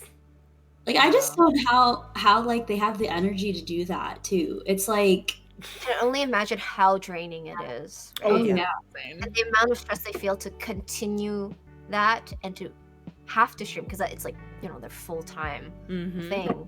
And that's when I can see it, like for them it's so easy to pinpoint like certain like top streamers that do that, then have that mental breakdown and be like, I need to take a month break off. Yep. Yeah. It's a lot. Because they run themselves into the ground. Exactly. So our next question is from InCorona910, and their just general question for the panelists: what has been your best experience on Twitch? I think for me it's just I think crossing 1,000 followers for me was a big deal, because as a Black girl who streams, it's already difficult because a lot of people, you know, don't want to kind of follow that aesthetic, if you will. And especially being a bigger Black girl, they definitely also like have, it's like there's so many things that kind of intersect. So to be able to even have 1,000 people to say, I may not be here every day, I may not be here all the time, I may not be here 6 months from now, but I believe in you enough to send this support to you. I think just that acknowledgement for me was a big moment for me on Twitch. Yes. And I got really warm on the inside. It's like, oh. You deserve it. Thank you. Thank you. What about you guys? Best experience on Twitch. Ah. Oh, TwitchCon? Oh, tell me about TwitchCon. Well, first I met Lainey. And I also met Helen. So yeah, I remember us meeting, exactly. Yeah, I still have your stickers too. Yeah, I'm coming next. Yes. Like, I guess because I think since, you know, being in COVID and everything, like it's just been, I've been wanting to go out. I've been wanting to go do something. So like at the time we didn't know that a pandemic was coming. And that was like kind of like the last time that, you know, we experienced the energy. Because I feel like when you're at TwitchCon, you get all this new energy. Yeah. Like, I think it's just being able to be in the same area as some of your favorite streamers, finally meeting your friends, and, you know, definitely the art. Lainey and I really, that was good. We like, I have so many pins up there. Yeah, it's like, I think that was just like all of it leading up, and just to finally have that moment of meeting the friends that you've been talking to for a while, and like being in that same energy as people that are the same as you. Not necessarily all, but like we're all streamers, we all get gaming, we all, you know, it was just a different vibe. I agree. Yeah, I would be the same.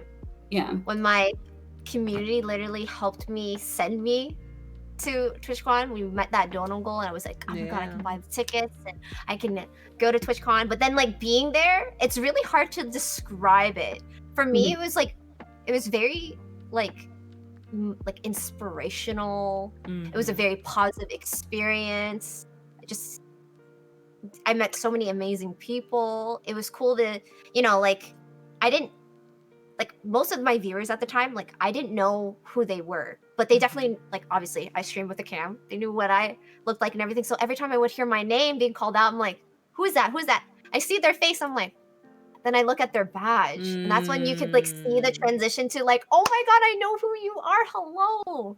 It was really, really nice. And I feel like, especially with this pandemic, you appreciate moments like that so much more now. Yeah. So I can't wait for the next TwitchCon, whenever that's gonna happen. Probably 2022 at this point. Yeah. I've never been to TwitchCon, but I really want to go. So I guess my answer will be a little different. I think mine was getting into Rage Club.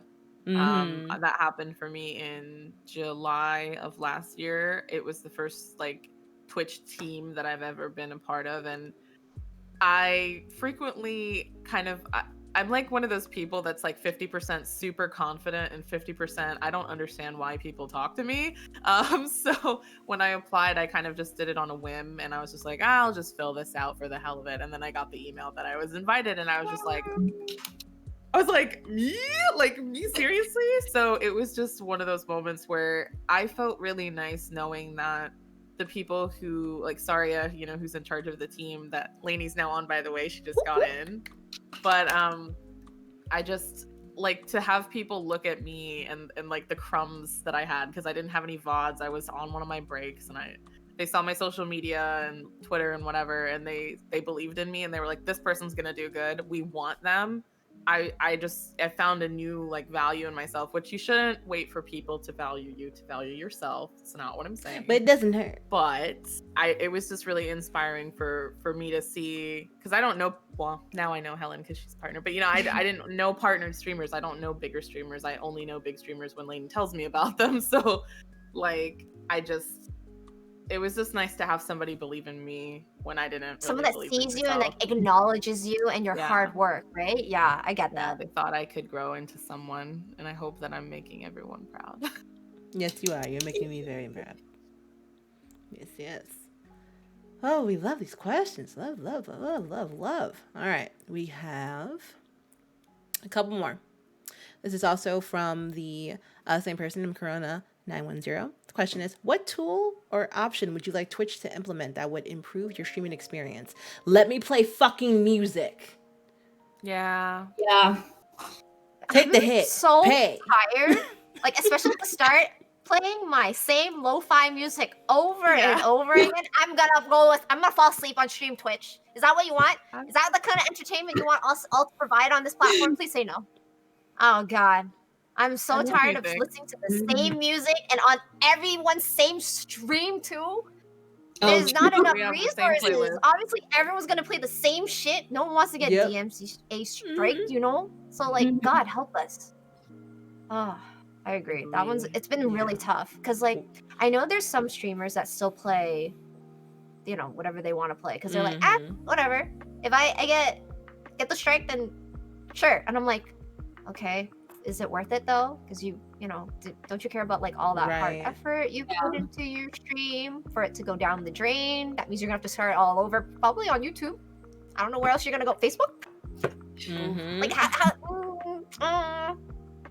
is it worth it? Because like, I feel like the one thing about Twitch that Twitch really nails is like the community vibe here. Yeah. That's like when you go on Facebook, it's not there. YouTube gaming, it's not there. There's this really sense of like, oh, we all know the same memes. We all know these kind of emotes, you know? Like, there's really like we have built that community on this platform that exists, which is really nice. Don't think I'm gonna find it on YouTube, so Twitch, please help us. It kind of alters our personalities too when you're stuck with not your personality but your stream personality and the presence, the vibe, right? The kind of energy. Yeah, I agree. Yeah. We all have the same alerts, music, so all of that. Messes with all of that. So hopefully they can get it together, especially being owned by Amazon. I have no problem with, you know, I like the way YouTube does it, where it's like you can't get any revenue from this. You know what I mean? Rather than like, you know, do whatever, depending on what company owns it. Sometimes I'll have you mute that section of it or whatever. But for Twitch to basically just not take responsibility or to take it or to understand way too soon that this was, you know, going to be a problem, to then tell the streamers, okay, delete all of your great clips and your memories and your history and, you know, and all that, which sucks. You know, you should want to take accountability for that. And exactly. And then when you're banned, you're banned. That's it. 3 strikes, you're out. And that those 3 strikes can come in one stream. That's the thing though, is like, I don't feel like people understand that, like, what it means to be banned, because like what Rob had just said right here, like when you're banned, you can't be in your friends like Twitch chat, like you can't be seen. And if you're streaming in real life, they can't be in your stream. And if you're doing podcast shows, they can't be on those shows anymore either. Like there's just so much like that you can't do afterwards. So it's like, is it really worth it? Right? Yeah, Twitch might not be my source of income, but I, you know, have too many memories on here, too many, you know, connections with people to take that risk and lose everything. Exactly. So, get your shit together, Twitch. Get it together. They got the money to do it. I don't know what they haven't done anything yet. And last question, also from the same person. They blew us up today. Corona 910. What's the first thing you plan on doing once it's relatively safe to do so? I'm traveling. Actually, me too. Me and Mark have talked about this. We want to travel. I'm on a plane. We're eyeing Japan. Like, we want to go to Japan. And if not Japan, we want to go back to Japan. Those are our top 2 right now. I can't wait. Yeah, no. I can't wait to like actually like go somewhere. I just feel like you guys have seen the same floor plan forever. Seen my parents forever. I don't know. Sometimes when I go outside and grab the mail, it's kind of like a blessing in disguise. I never thought I'd appreciate taking a short walk to the mailbox. I can't wait to travel and just experience something new, eat good food. Oh my God, I never knew how much I like appreciated like going out to eat food, but in good company. Yes, like with friends. You take for granted like the little things like that. Or being able to just like walk, like I used to like whenever was it before when I lived right next to the mall, if I was having a bad mental day, I would do like a quick walk around the mall. I would just like listen to the music, browse at the clothes, even if it was just window shopping. It was just basically trying to get my mind off of things. It was such a good distraction. I can't do those things anymore. So yeah, you really take for granted the little things like that you didn't realize, or like going to the cinema, watching a with your popcorn and watching a good movie and hearing that, that having that experience in theater. Oh my god, you guys. Yeah. Yeah, no. I I mean, had like, like Facebook too. Really like go up to somebody and being like, hi, how Hug are them, you? Yeah, like, because like of course masks are for safety and everything, but I just feel like it hides so much, which sometimes I'm thankful for, but it's just like, I guess that personal interaction you would get with somebody, I feel like that's kind of like covering. But yes, they're great, wear them, but over your it's just, nose. I can't. Yeah, I get it. I'm the same too.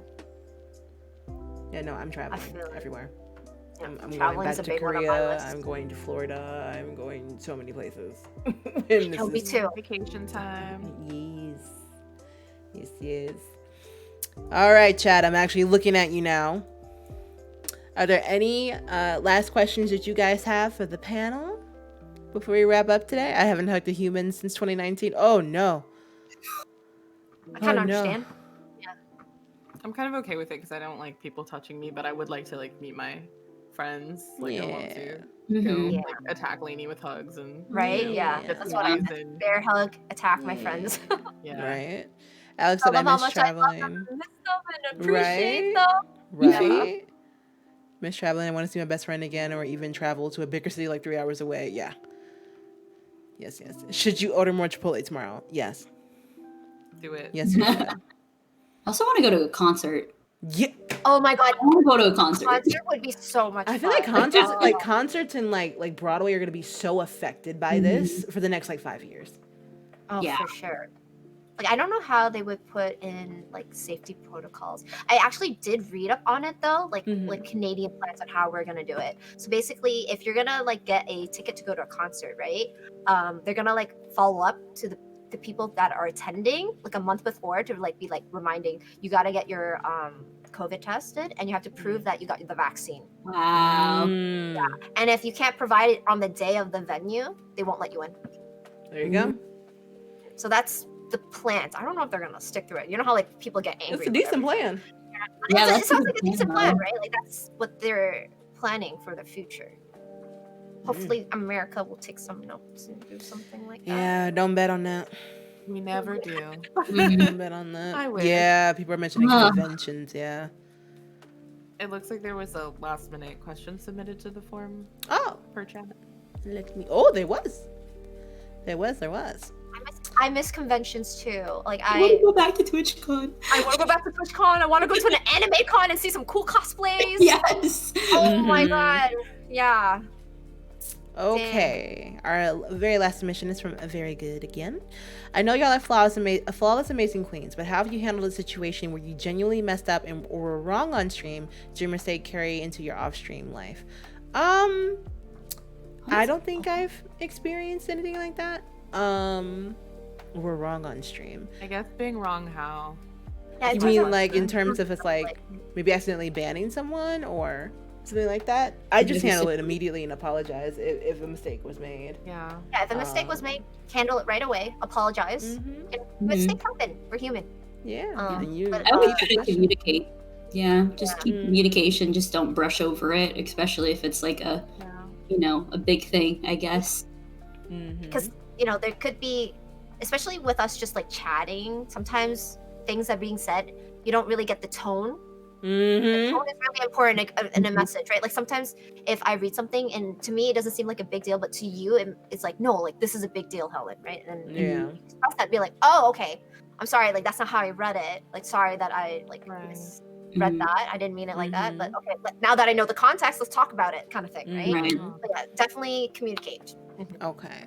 And I saw they said if we're wrong about facts or anything. Yeah, just correct it. I feel like this group of ladies here are very think before they speak. I feel like we do our research before we, talk about something major, and we Yes. try to. And if I don't know, I'll say that I don't know. Like, I'm sorry, Right. like, Mhm. I'm not in a position to like feel comfortable like talking about this. Maybe next Mhm. time, like if I have time, like off stream, to like educate myself on it, then I'll feel more comfortable. But at this Right. moment, I would rather not speak on it. I think it's okay to say Mhm. that too. Yeah. It's okay And to try to understand or open the floor up for discussion if you're comfortable. Mhm. Mhm. And please be careful when bringing that to your streamer's attention, because it's all about the energy you bring. So if I did something wrong and you come to me and you're like, hey, I just want to let you know, I didn't know if you know that term was outdated, or this was or X, Y, and Z. Let me know that. Whereas if you hop in my chat or come in my DMs and be like, wow, you're a stupid bitch, you should have known X, Y, and Z. Right. I'm gonna say, that's wow, not I learned nothing. Get the fuck out of my I've had that response Big before, time. and then I like literally call them out. I'm like, you had so many choices here on how to handle this, and you picked obviously the worst one. And you know what? That makes me not like, be like, why would I cater to you now? Like, it's like, Yeah. you're gonna be rude to me. Okay, bye. Yes, ma'am. Yeah. Period. Just treat others as you want to be treated, and approach with a good attitude, and then it'll go from there. Okay. Wow. I think we Chipotle asked if the four of us can please promise to always be ourselves. be ourselves. Oh, of course. Of Of course. Crossing streaming as a persona. You can't do it. Yeah, no, you can't do that. And you better believe that I would never allow anybody on this panel or any future panels that were like that. Because I can't vibe with that. Mm-hmm. Then there's people in my DMs that didn't learn the don't call me a stupid bitch.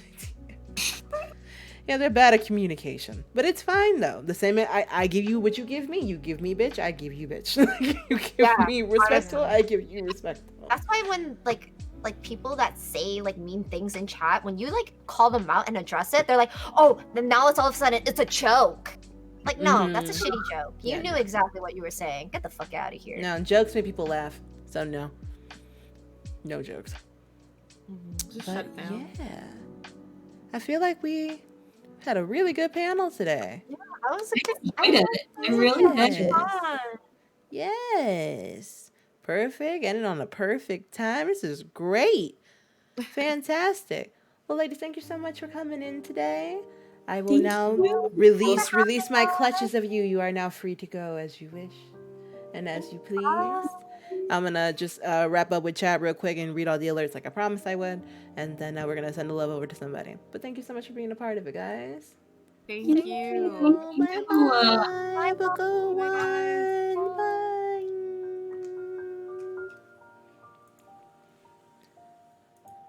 All right. I'm going to switch over my camera and speak to you all appropriately, if you will. Give me 1 second. Give me 1 segundo. Please hold. Pull this over. Activate. Hello. How's it shaking? How's it going? Okay. Let me see if I can fix my camera real swift so we can go ahead and say all of our goodbyes and send the love over to someone. I'll move this over here so I can actually look at you all. Hello. How's it going? Fun and informative? Good. You had so much fun? Good. Vega will also be streaming later today, by the way, so please go ahead and follow Vega, show Vega some love. But yeah, I had a lot of fun today. I definitely will probably do this maybe like every other month or something. Just have like a panel or something and bring more content creators on so you guys can get to know them a lot better. But yeah, thank you so much, all of you, for being here. Thank you so much to Vega, Nadia, and Hells for coming through and having that conversation with me. And yeah. All right, so let's read some alerts. Let's read the alerts. Voifit, thank you so much for following. Parfait, thank you so much for following. Is it Ding03? Lucky J. Very good. The 1252. Thank you so much for following today. Hello. Thank you. Oh, Inception Realm. Also, thank you. Welcome to the Love Boat. I'm your Capitan Lady. You now have a bedazzled life jacket, and should this bitch go down, at least you go down in style. Thank you so much to Nadia for gifting a sub to Max. For Tay for resubscribing for 5 months. Thank you so much. For Helen and Vega for both resubscribing for 26 and 27 months, respectively. Welcome back to the Bagel Squad. You may now spam page or lose our mascot penguins here to live bagels and beaches. And let's see, I want to make sure. Master, thank you so much for the host. Squirrel, thank you so much for the host. Okay, I think that's all the alerts. Yes, those are all the alerts. So now, let's figure out who we're going to send this love to. Let's see. See what we're doing here. Send all the love over to somebody. Who do we got? Nadia!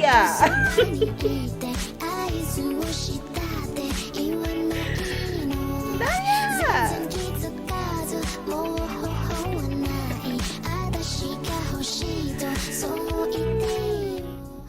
Nadia, thank you so much for the 5 gifted subs. Thank you so much. It's me, Michi, the Panda Ash, Rizumizu, Chipotle, and Jess. Welcome into the Bagel Squad. You may now spam page and lose our mascot penguins here to love bagels and beaches. Beaches means 2 things. Thank you so much, Nadia. That was very sweet of you. So we're going to send the love over to the husband of one of my lovely melanated women of color. His name is Justin. His streamer name is Brave Knight. Okay, he is an amazing person, just a wholesome guy, and he's an amazing actual knighted armor. So I think you guys would enjoy that a lot. Oh yeah, Tay, we are sending love over to your man. Period. All right, because he's absolutely amazing. Okay. Is it Suwina? Is that your name, darling? Thank you so much for the follow. Welcome into Love Boat. I'm your Capitan Laney. You now have a bedazzled life jacket, and should this bitch go down, at least you go down in style. Yes. So for our raiders, so you know, it's for the raid. Thank you for coming through. I appreciate that, Murphy. Thank you for coming through. All right. We're going to send love over to Justin. If you are not a sub, please use the one with the hearts. If you are a sub, please use the one with our beautiful, beautiful, beautiful penguins. No problem, Sin. Thank you so much for being here. Thank you. All right, guys. Let's send this love over. And I'm probably going to cancel Subby Sunday tomorrow. Just because I haven't slept in the entire month of March. So I think we might be canceling Subby Sunday tomorrow. But I'll make an announcement about that. But you guys have a good one. You guys stay safe out there and have a good one. Bye-bye. See you guys Monday. Bye-bye.